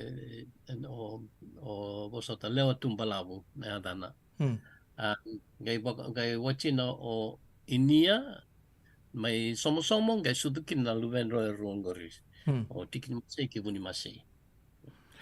Yo, dungo evero sangai wakawachi tali Malakati mai Naviti, ngai na luven roe o leo mata, ko ngai lako ina solevu I vuia sangai kau mai kina ina rai lai chiku kina ina valile mai rai ya bakada na kani tuku kau sa kumuna rawa dua rau ni Korea kau sa na marawa kaleu ya bikin ni biyo kan lamani ba reta kichu na biyo kan ni ana atu sawa ke nera ke mamal dare to mandaga ni oni nreta mengo ra ka sa ni ruan na bu balle buru sia matala ke me da ko ni tambua ke to mai mbawe na biyo kan e zoko chilome chuko nga o na atu sawa se na o tunjuka na bunon rola ke ri to mai neirai raudur ta kostu na buno biyo kan ni lomango oia mai mbua koni ba reta ka chuga apa tala kina mai mbawe ni tarongo tu so na ya lele mai mbawe andi nda vila na mbanube Luvena na naulivo na ilatika na ya todo kar se bambula itu do sar cuma tangango mai na no turang mai mbawe ke mambale mai nangono sara era ni sia mandun sar cunga kina na vi bakasa matu do sar yenta kila ni rangana maramar ko to wabu gitu na bio kan kezenko ne ni ba ta cuma ya ya pamoto san o sa bebe so mi toka e so na bakata tarro en e ka binanga ni kuwa na buku ni bebe kanyo ya mai ya sawa sara kinai raya to abi wal taka chuko dimbe ka angalo to be kana turang angalo me sawa li tao to be nei rai sendo be kana maramai nei rai ya aka umbe kana tu sa umbal bala bu enta pun bina kana sa bi mai bakara ramata kita weekend na matini sena buni langi ni non do bitalo mai na mada wa saoti Sember kan inda rutoso endo ngana taro ngi mai kinungo ndo na turang to na kerua mai Wellington sar mai New Zealand ni o chingo to nang gelan dia patalani na bio kan mai da kaun robe ki kumbuna se o di su chimanda na enu na tu lo mai biche sia makina kerto na bio kan mai da kaun robe ambo tini mai ndo to na dingu taru kan na mada saochi ka ba ta makina na bio kan lebu mbau vata ke verata yo andor ke torani baka malo ya ndona taro ndonga taronga mengo kau wangi skem ni talanga ne bioka nukla elebu nango ndar na barongo tu mantanga elebu tal tunga na taro tu viran to sia matumai enta bo bina kani sa chingor na turang gas ni buli ke baka na ran soma na soma bi kemuni baka ndona tarongo okela na bosongo sando banga tagi chuko baka lebu na lotu na bosa na lotu e bola to mai New Zealand na we kandongo taronga manda vengas ni buli na bosa na lutu e lako mai vei. Na valeu, yo. Na eroti ka kena bakasa mas berli bakandita ki sobra ka nga ni bosa makawanga bakabiti. Dona kene bakan dina dona itomo do bake adore no sono bunua ne adana na lotu baki ni Yangona. Oi. Io me lotu baki tuku ni Yangona ina daka ko na singa ni singa daka baka lotu baka Kristo. Daka ni kena baka damburi baka ni Yangona bai na bue. Kung yadan chico na lotu baki ni Yangona. Kepa ka yadan dina na lotu baki ni Yangona. Ya saba karaita ke ni boso Macau na lotu. Ya baka bali na kena baka tambori. Dona ka na Yangona se na mangiti se na yau wana na kalovu. Ya total baka sama ni bu mai tonga. Ya de bosan dina baka tonga. Ya rau ni bosan loro baka tonga ke baka viti. Rawa ya Uira na toko na baka sama ni bu mai tonga ara kai ni semper ni tambe na lotu viti sa tu mai tonga. Liu mai tonga sini liu na baka le busar se mai tonga chinika walu rosa nga bulun beka sa te ku bu mersa lotu chiku mai. Urto na isebu ni kau lotu arto laku sanda kin na rongo da chiko na dai miska kili ke mis crossing dono ra laku mai na chinika walu tolu 5 ya bagale lenga na non ro kau lotu mai la kemba gendau ai do so tal lak mar gendau somo ke viwa ke rewa sanga itosu kin na bibaga lotu taki ya ena chinika walu tolu diwa au tinga pane apa ki orto ngai muruma dona lala boko bubuli ni tonga Ongo lebu na bonua dambe ki na lotu resini baka dambe lotu na kai balangi na tal ni balangi ra baka dambe lotu na turang ni tonga uli ki no chuelimbulu o ke le lusaranga no bonua o mataika ndo tale ada mai nai rai ngori sini madale ada makau mai nai rai se ada mai tonga wate ke na ulivo ndo na kalasa do na kai tonga bako buli lotu esele lok mai vit mai bebo lotaki kai tonga boto ya da no na ulivo ya da bako viti ya da bako da ya palete ni lebu na ya da iviti sa tu mai tonga era ya da makau baka na latu ni pulu na baka tonga takinga ni bos baka viti ratu ni bulu se tu pulotu korya na ya da na bekendo tu imburotu se tu imburotu kula ya da mai mutuku ya lebu na ya da baka viti chiku mai tonga so saranga bir na turang lebu ni tonga o veikune ya veikune ndo ya da mai tonga ya da baka viti veikoso total ya da mai tonga bunga buya ni viti patenta sema Macau so talanga da tonga chiku weekenda yesing ni lebu na tupo mandanga na matai ni tui tonga na loma ni lotu ko baka mai matai ni tui tonga me yesing ni tui tonga dino ko tui kana kopolu ngai kau na ngono ni dambe ni lotu sangai baka me kena baka no baka sam na kai balang ni ko din tui tonga yo ko tui nga mai ha apai yo na dana o tupo na tupo ngori singa ni ada din baka tonga ya baka bichi mai tubo ila kemba nga lebu na ya baka tonga bunga ya ni biti ndonga no verto na ulibo ndo verto na le ono na turang ni tonga to mai be bakalo tutaki I nondo bunua ena chinika walu tolu biwa.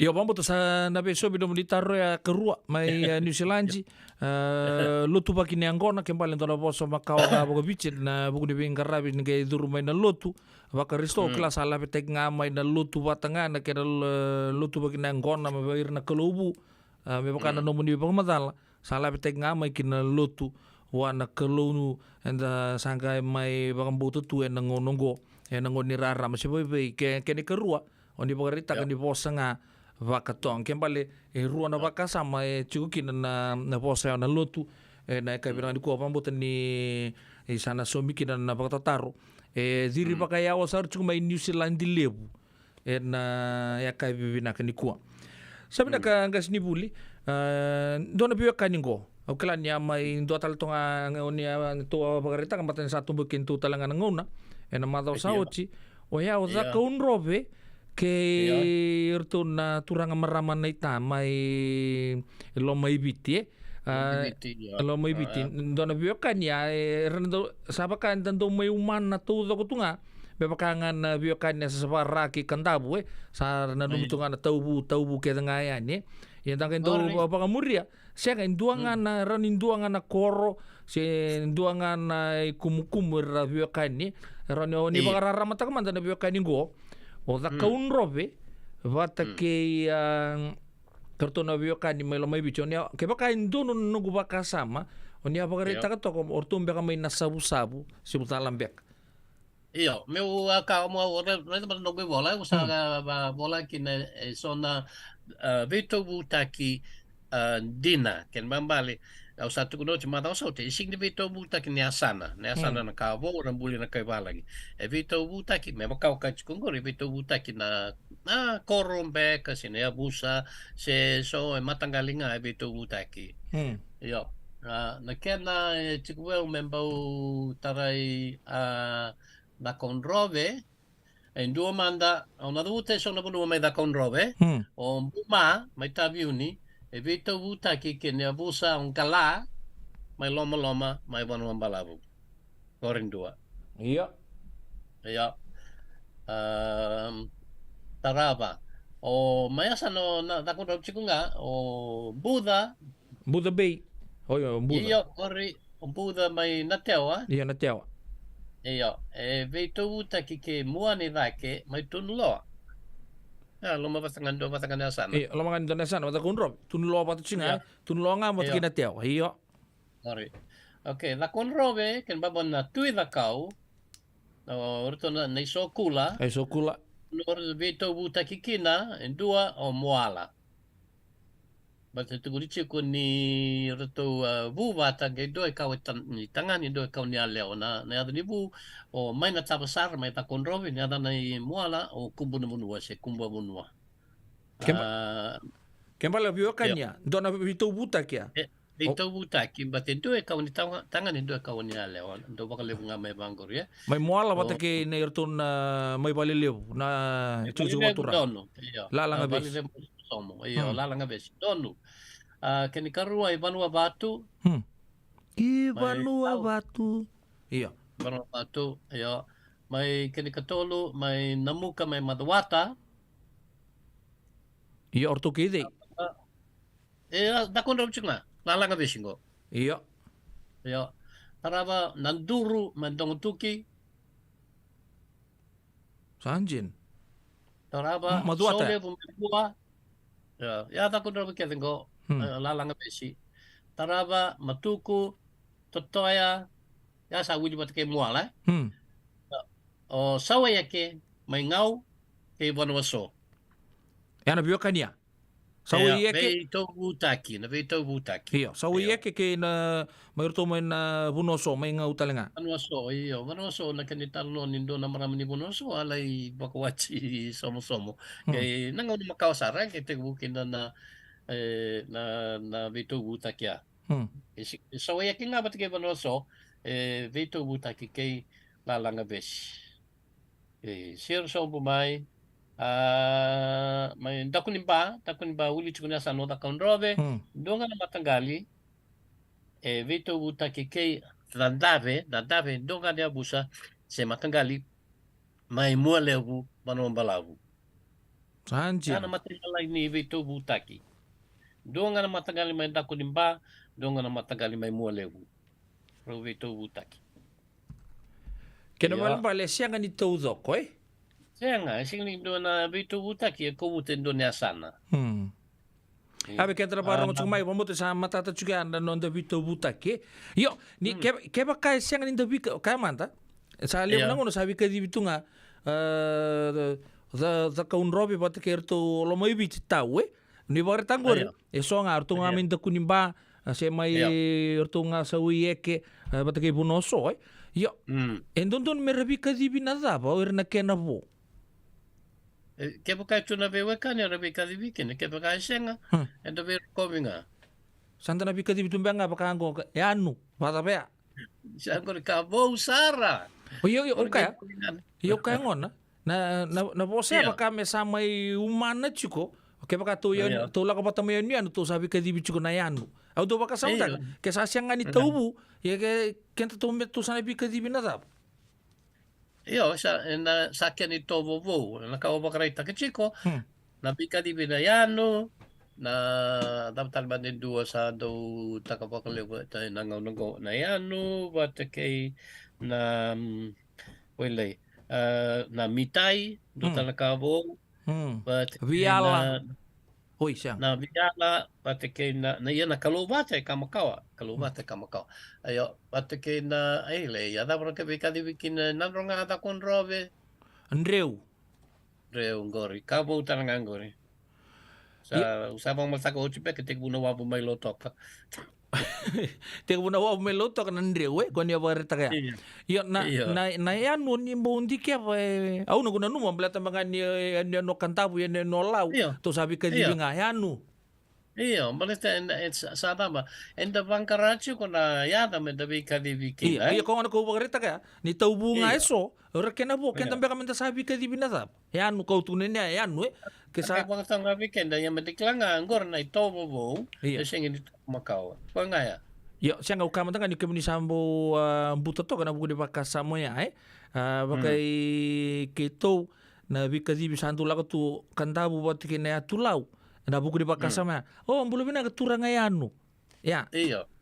Yo ni bakasam tagmanda. O bakam pauta no musengone o sing ni borongota. Iya. Iso sangka ronongan. Rongon pekangan ya baki ronon dulu. Hui. Au sing ni kan di bala. Okay, ekabo na yan. Yo. No bakasam taka ya use taka chiko.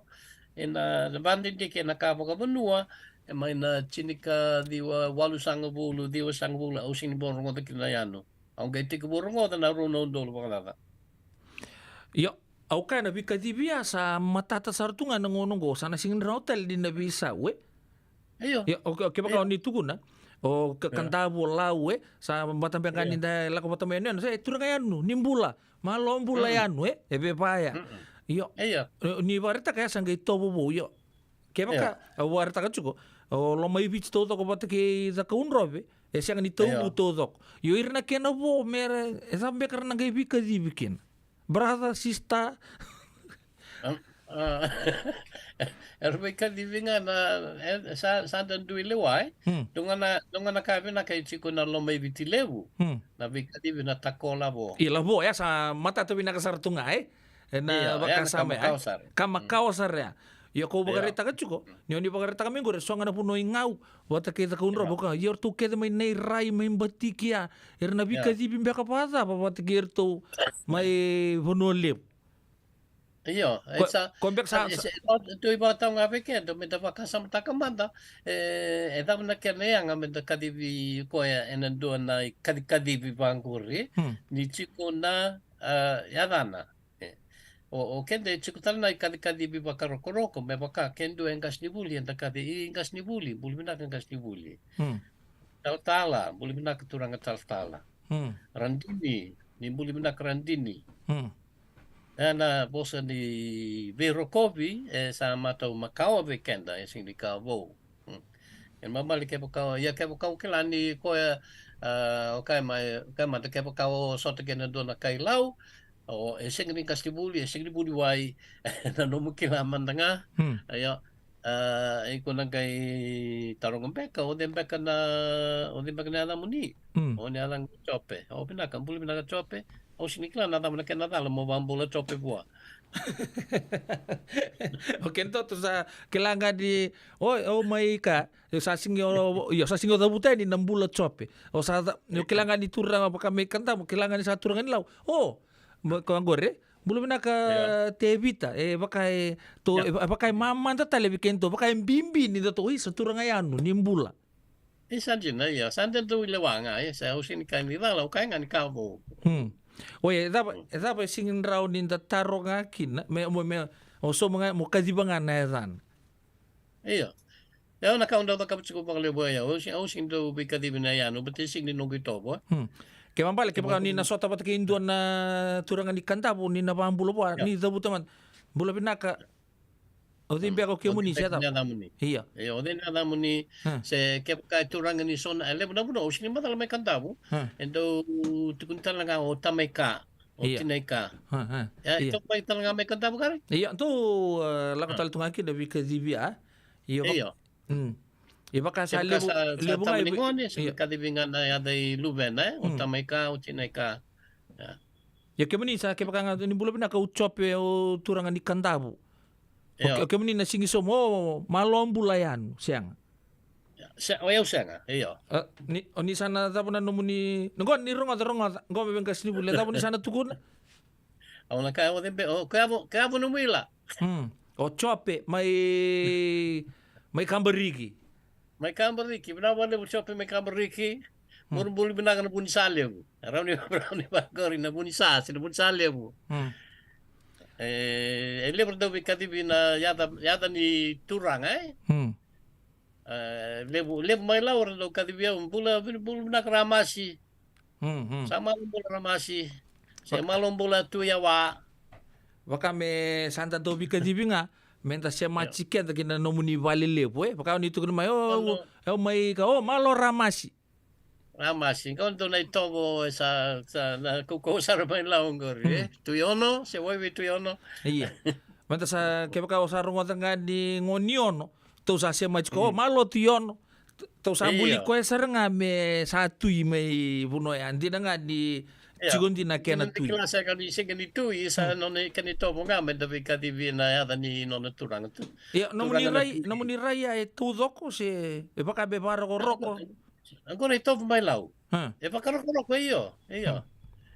Turang tu ya tapu malo. Malo tui ra tu ya tapu Tui bonua tui ra iyo. Apa soci. Singa ba nga tui chikai.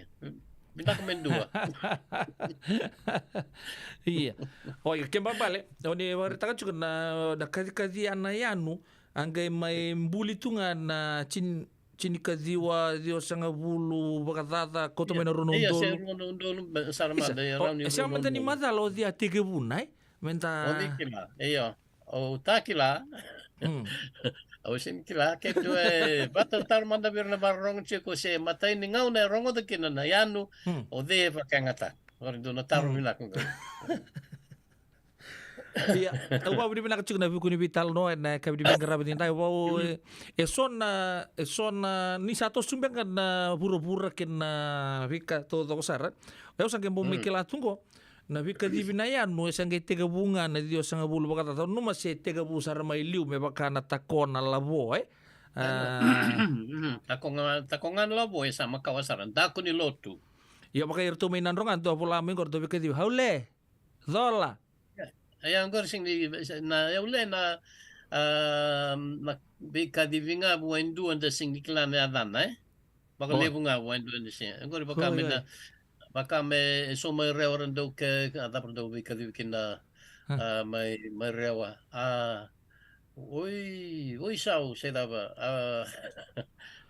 libo na yadan daw sing ni bosan sing ni yara ya bosan kan ni bikadi ko sing dikila na yada ko bosan kino sa haule dola o kemuni nimbula bebaya kemuni nimbula ke buka ngone buli na ka tangane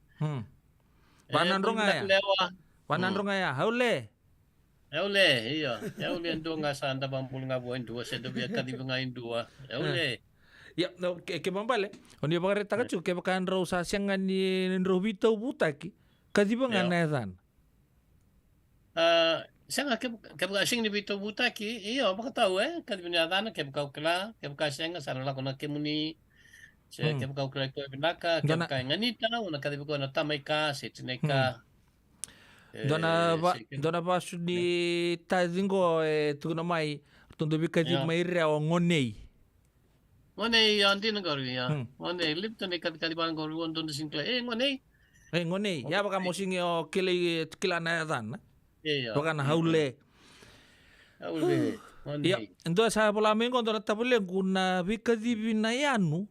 Tega buber na ngone ra durtu e pale bebe so na ngone ya. Oi. Rani China. Rani China ya trongi ko ya na ngone da na ngone ya.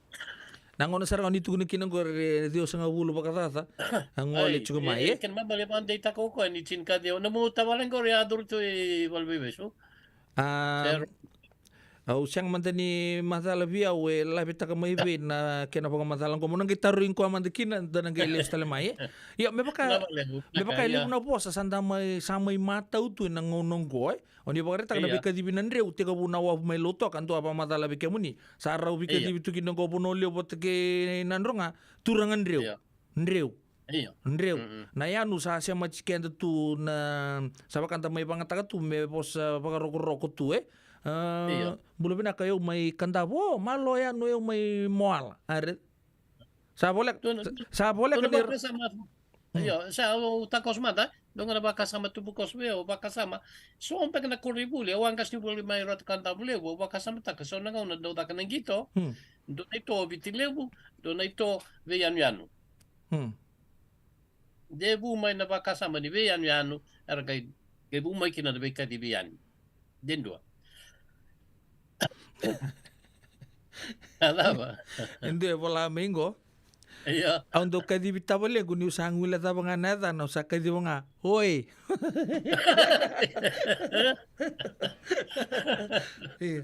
Isa. Tiang da opa bibira kanta may tabuso etu so na bitan lo so na po sa boga bici tunga. Ya ko nga may baka samata ka. Ni bagarita ke so nga na buno endon maybe baka may buno lebu bata kay lo may bici era bikadibi na taubu. Au sa ke bango ke pambalin ke baka siang ni bitaubu tagi buno lebu ngolen lo may bici sabaka sa kanga sa kilito orto nunggu tawe yo nirto na lang ngolean sana tabu cimbangan na zandre bulo binaka chope bulo binaka ana non iya ya na kani tovo Macau ni simbernite ku met tete banalo minia sana kani tovo Macau sing dobi kadibi na vi tovu taki ba Italia ngana koro ya dundua erbe tovu taki sena matanggalia dundua dona Chukuna keni tuku Macau ko ni sando abandi ke abo chukuna taro ngol sar chukuna Australia o zakon robe kilau ngoe kilau ko ambatini marama zakon robe ngo zakon robe kilau orto do wikadi bina tobat baka madala taka mandana zabarto wikadi bichiki na tobat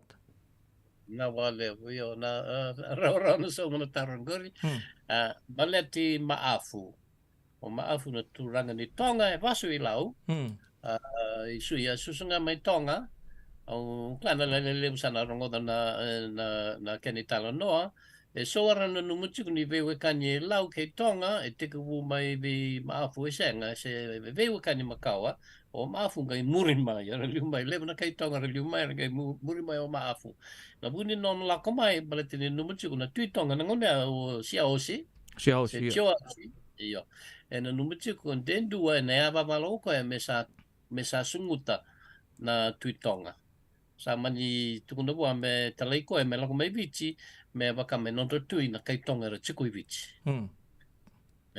lewa i ra chiko kini karua me linga ni be baka lotu taki ni le lotu esele o maafu betaru sa lotu esele ruoro kina lebu vir na tal lotu esele vici endo buci viro maafu ra singni ara kai ko sa ko tikuna lotu nai wau sing ni kau na lotu na iwau ikaw na lotu na bunao bate kay na be wau bolidi sing ni talita na kando na kabuchi ko mafu mendo chiko no mate valu nda klale buni no na dona no na buni valu ya no winingolo agay be bolo bluti area na lev na bunu ibiti bate kay dotan no na buni valu na no fifita ay lai bakal no matakira na kayasawa mersa lutu wesile era sing lomandra en da kana kapchu ko fifita gai besukina besuki ko na kai francia ba ko ti ko new Caledonia gai mati new Caledonia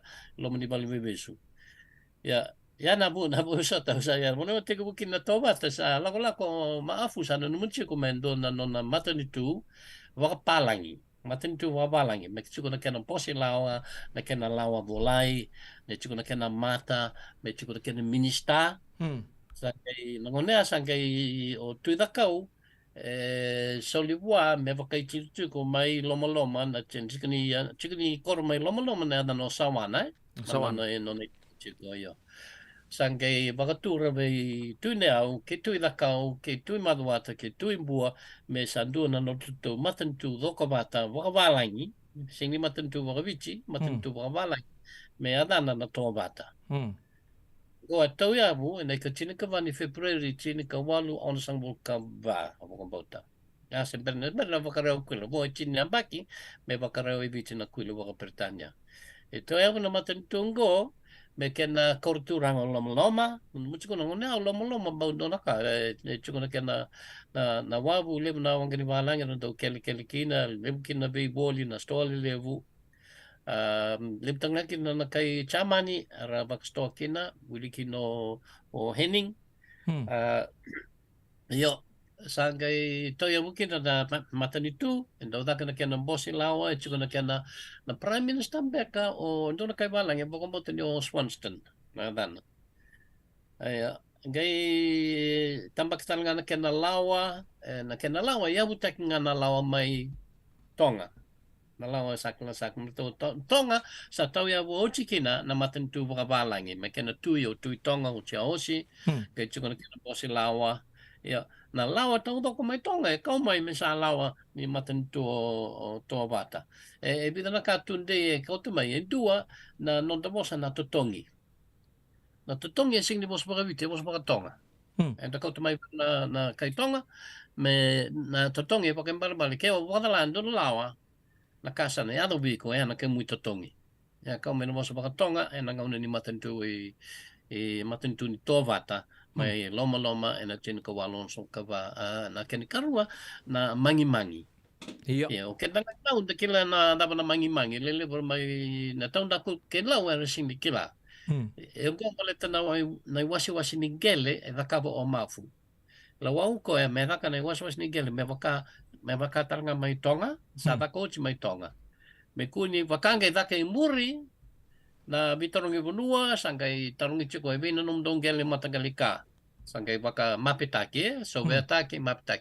Io, na kada ka bo mai o maafu, kau ko e sana laka i lau, na ka e waka mai Tonga, na mangi. Na bali mangi, dona chiki ningele, men dondo na kena wā mangi, mai mbarabi, me ado e na toka i tua. Ia me bia tauto watakeve. Ya na ito keni ningele sing to keni baka matangali to keni baka mangi so beka na buno mai lau se to baka me da buliko na mangi o sing dikila balita nge muri na bitor nge buno sangai baka me wasi baka matangali ya na wasi ningele baka Tonga na sing ya dana mai Tonga na mangi ga ya dana vici na mangi berarti dondo kina na mangi wakan dondono ikla na nomdo kendo na mata bitari ningo ko nomdo gele teku na bara ningo wakan dondono sa kina tokai tua atamani tali mangi ken mabale na mata gali keve e chico na kena barabi e chico na kena bununi tete na kena soso e chico tanga na kena dolo na kena vikau se le kutu ya na kena naki. Ya, runa kai ko tuma na matantu to wata. I anda na numuncho ko ni nava matantu na bula pala na to wata e senga. O tsika yang pakito sa kasura. O som ka vitu sa senga na matantu to wata. Baleta nga na kenan rendre na kena wakai labutaki. E chiko na lau ni waka laba. Ya me waka tira chiko nga ni kuwa. Lebu era senga ni makutu na sa mi waka laba ni matantu. Toto wata nga na matantu i lakombao Vakambau ando no matentu ka taia vana chini ko walu vitun dua ya do na ngona ni wakareo kuila matentu mai mbua talanga chuko na kena matentu ya sing ni kumunira na ba ken ba ni sing ni graba kin na daka baka matenitu ana bunu ni kena kasura ya baka tanga kin na tobata enjina enda bakset kilachu kun ya ni kuwa en bosini bebe kani vanu lebu ke lau ya na keni tutukutina ni matentu na tobata e tolnga ne ambaki na kena dende sangai kasura. Unang sa boleh buat kila ni sa natutubi talo cunggo satu tol sar cungai kina ling ni koloko. Dona na taro wagale ngo. Mai apa na imbali ni kobu siasa apa matal tegiot. Seba au si bari matal taka. Esa au sina taro ngori. Siang na tarong nga yan, natawa nimbal-imbal ni kubo-kubo. Kubo, ya.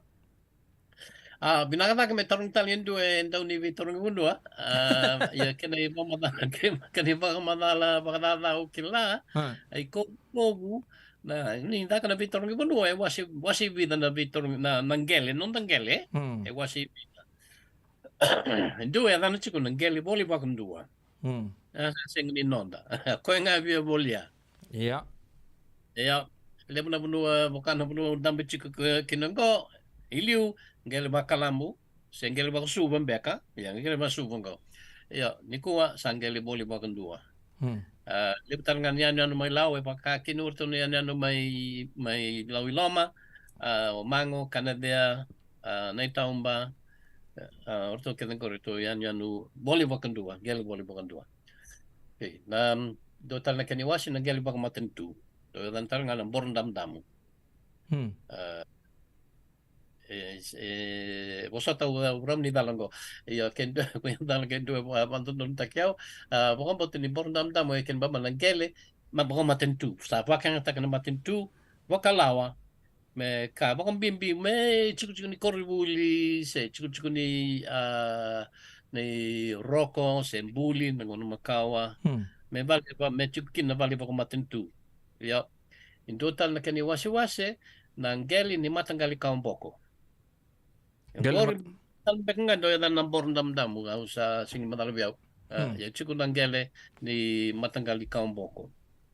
Ya chochi na ikob-kob. Na ikob-kob na ka kila na ka nduman daw ni Vitor Nguno may mga malarap ko matelalay.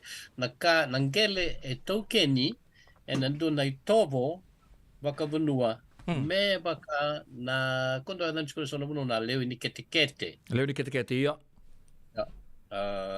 Doon na sala round in dewa kina nanggele ya nanggele ngori wili chiku me kobu ne koya soli bua na ngono makawa patiki yero na nona kawa na kobu beda sa bale bu tu kina na memba mbate sora kai chiku ya nona nga singin nona kawa okay ya ne nona kobu ke bal nona nga singin nona kawa amo tsana be barara mateki chiku weekend ena kabina ndiko ndunga ne uchu chini taro ocho tsaranga go ngasnibuli ni chuka na bakasama mai be tuitonga ma fue mai tonga nanguna ndo mbuli kina na tuitonga ndo la ko chuka ndo na turanga mai wazi mela ko na mai nuku mai nuku endo taro mengo do mai nuku do mai bakano do mai nuku e kembali senga ni wazi wadi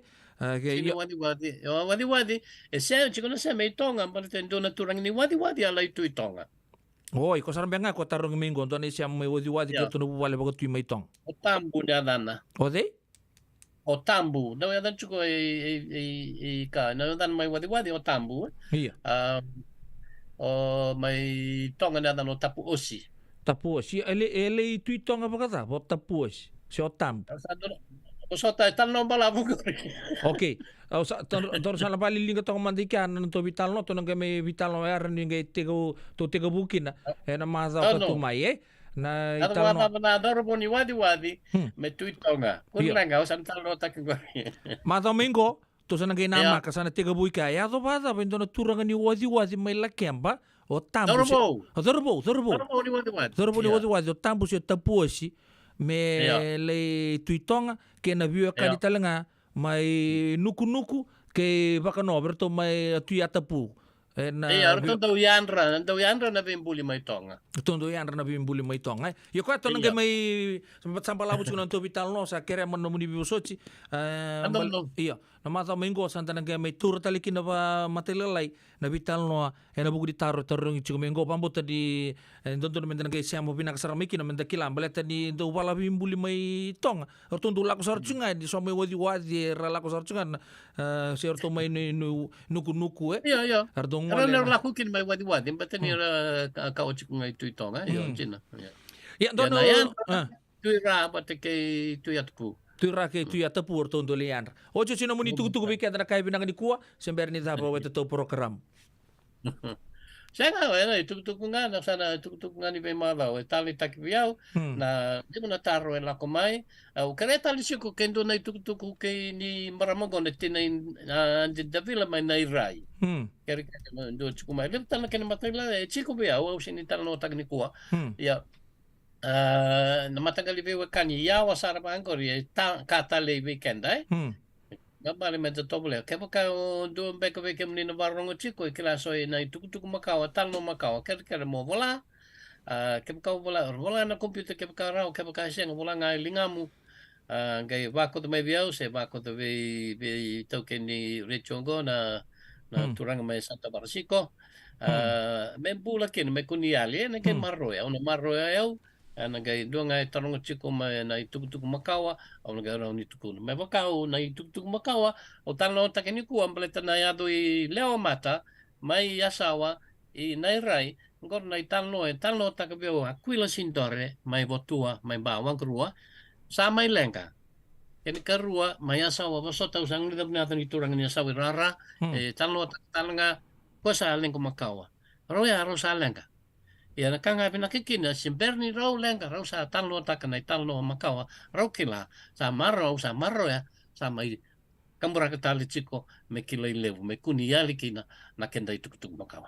Mina boleh besar sa kuan onda vital no bat kin onda kasibuli polong gereti na kabde bin karabi ting tai ya anda na may bitoma dia na maza ko tumai sa unun tuntal ngabi ken tara kaloko na radio bulan to bat malo boleh besar turang ramasi ne vese mati tu na kabde bin karabi ting tai tur gabe sota na maza lo kamai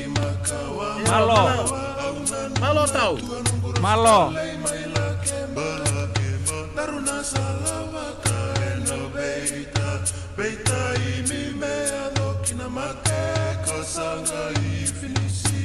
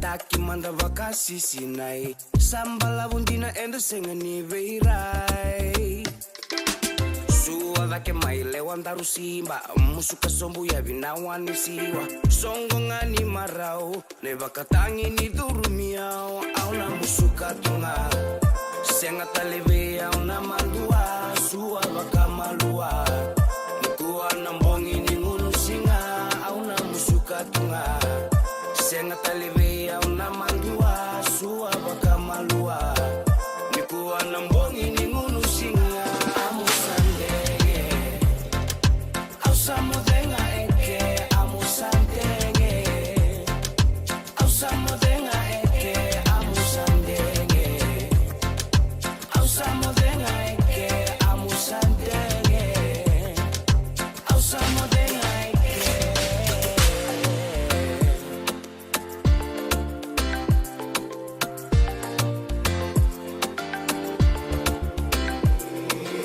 Tuda que manda mai tu isi La vena linganda rondani si Kuatale ni kokao Ai no musinga ni sudu enda Esto so mai no gulewa Mai tukuna vea uno mulenga Masa ati indina lenana Amu musandenge ndaru mai meke auna musuka tunga senga taleve auna mandua sua bakamalua nikuwa nambongi ningunu singa auna musuka tunga senga taleve auna mandua sua bakamalua nikuwa nambongi ningunu singa amusandenge ausamudenga eke amusandenge ausamudenga eke amusandenge ausamudenga eke amusandenge ausamudenga eke auna musuka tunga senga talibi auna mandua sua bakamalua nikuwa na mbongi ningurusinga amusandenge ausamudenga eke amusandenge ausamudenga eke amusandenge ausamudenga eke amusandenge ausamudenga eke amusandenge ausamudenga eke amusandenge ausamudenga eke amusandenge ausamudenga eke amusandenge ausamudenga eke amusandenge.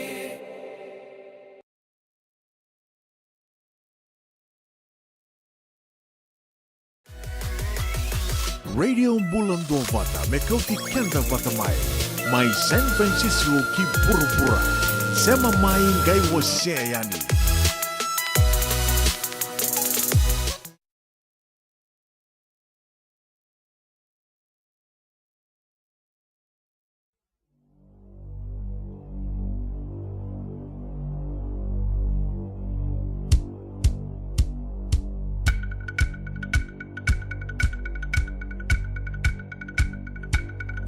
Sangai lo lo lo wa, sangai lo lo lo wa, sangai lo lo wa,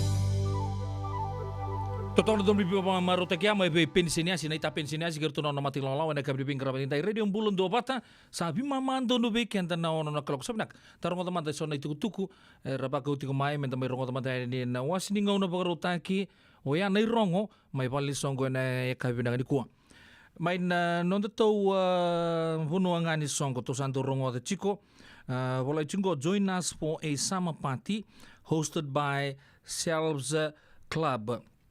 Na baka juga na Trade Winds Bar begitu ngoi lami walu ruan dua saiba Old Redwood Highway Kotanti 94931 na volte kita lucunga kina na kankana wakatanga kina na yangona na singa baka rowai saranga na ika ruwa sanga bulu ka ruwa ni singa ruwa sanga bulu ka $5 oya na iduru ka iyo teka buta kina vana ka loko na kavi ke baka be sotal na muni baka tataro membaleta na sama pati gorto host taka na Selves Club rano vitartar be salamalo ke loata varia yana buku ni ke baka na pataronga ngo indona fundraiser na labo na rawa lami na singa borowengo na vaka tambagin dua verto na Spinal Injury Association of Fiji.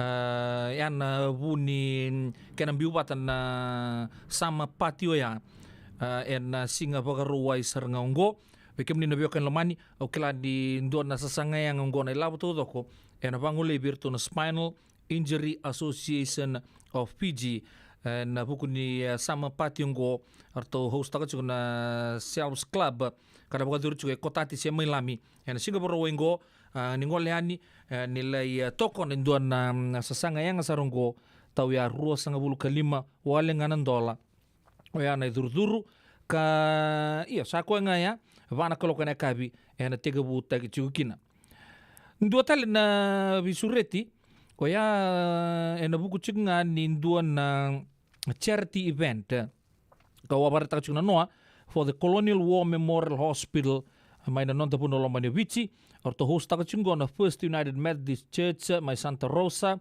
$50 ticket sama fundraising doan na fundraising binaka ngo na bagatori mai nandua kina 5 na kaloko na kavi na katini kadio ni singa ni bula okosita ya kimbale sa toka ngai matando ngo na bagatori na 2150 Giffen Avenue Santa Rosa kanga bagatori chukina ngo na biba kamaru taka entertainment fashion show pata kena ibaka singalebu anu wili ka bakabalangi boleh bango.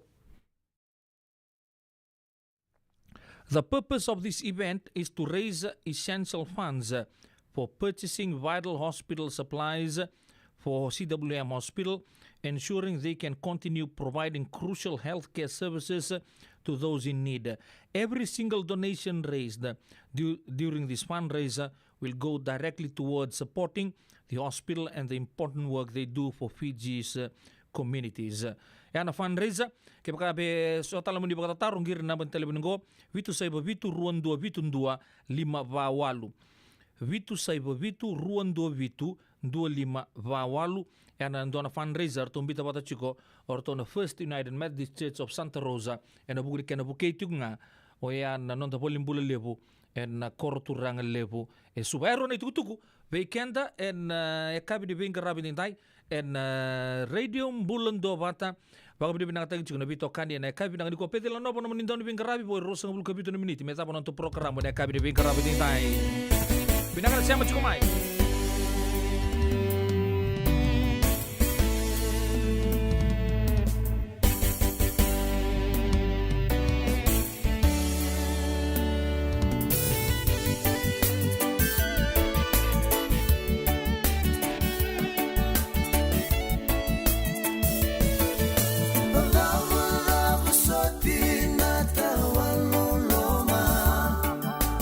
Baby, liraki, que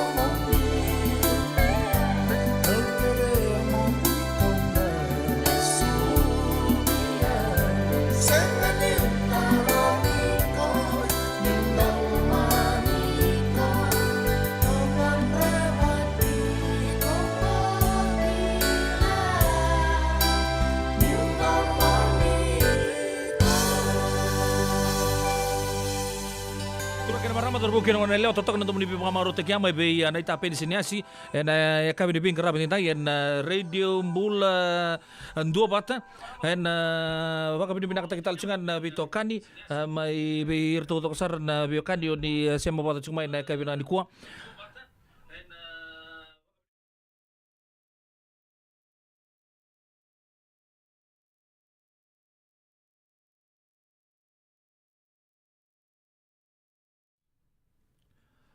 na radio mbula dua bata sa boto weekend ai tin kabitu na miniti me bitu na keloko yo pedelano bono monindo ni bingrab sa total sartu na toso ni linga ni keloko na kabi ni bingrab ni nai na no mucuk moni ni bola cunga mai na bono ni sama tu mekina na bugun no moni tu bilapo ron nanganga kin ndo ron dola na labo ni merke na kabi ni bingrab ni nai ona pambulu cunga mentanga ni birto na bio kaningo to berita cunga mai ni to sama tal cunga mai na kabi na ni kuwa be lola ni de maya mbulu benaka bakata laki na bay sos langi-langi mena PWD walu bay job tungo den wanga umbitau ana re esdo mani ke leli do mbulu benaka Bakatalaki na be Mrs. Rafa, baka nini binakatalanga be na bini, may nabit sa lukadiwa, Velo Drive Kinoya, baka nini binakatalanga berto, oi, may na Caddyshack, Santa Rosa, Lola Nidamaya, baka nini binakatu ni bikemuni, bakatalaki na be Adura Seru Kasari, may na Valili Street, may na Kasi,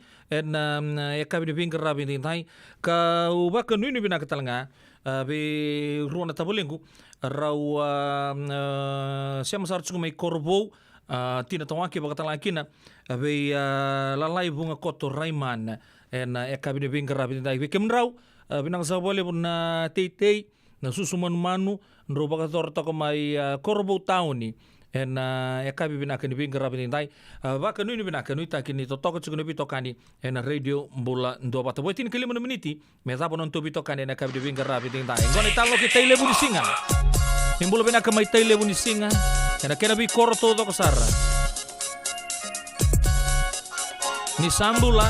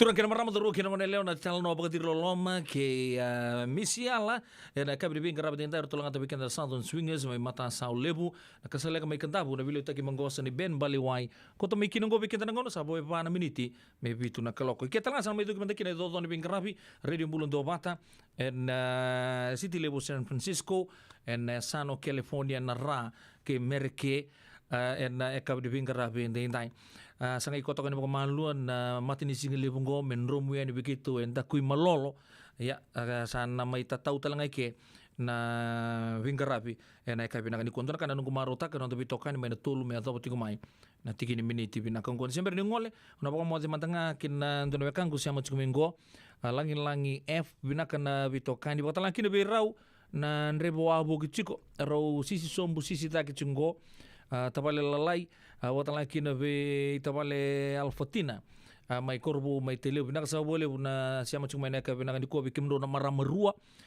watala kina na anda 18 ni Tailebu North College ena bugu ni final chumba kan ni Tailebu zone en Eastern zone ya en buku ni sot lebu ni Deans en under 18 Tailebu North College nang gitu chiko en ruana kaloko en kabini vingarabi en ding dai sabon ni binak tu ani klan to na uli pun oli besar wikim do na dorbon ni Tailebu North College ndona sota besar tunga en do na mati timi sakile itu na buturara ni rakabi bir nangoni buli en non to pun olomani vici ya sangan itu na kainrenre sangan ribi kim rongan mothers ndona le kelaba ki ira chuka din ngoni buli Tailebu North en ka ni bing karaptin dai otala kina be sosial ngilangi turangan ni korni kalongo sa ni mati bagon dotu ena puno bo turanga buna mai nei tasir ki kemne turangan marama daru kena ngone lewa otala kina be airi na tema bina kana bitokan itu ena ka ni bing karabi en dai ni mata katale nanga mai bing karabi tela na radio bulan do bata ya mai na tolu me za bana bitu na kaloko yo petela no bono menindo bing karabi me za bana sigi ni mataka di baga tengo binaka mi samode mode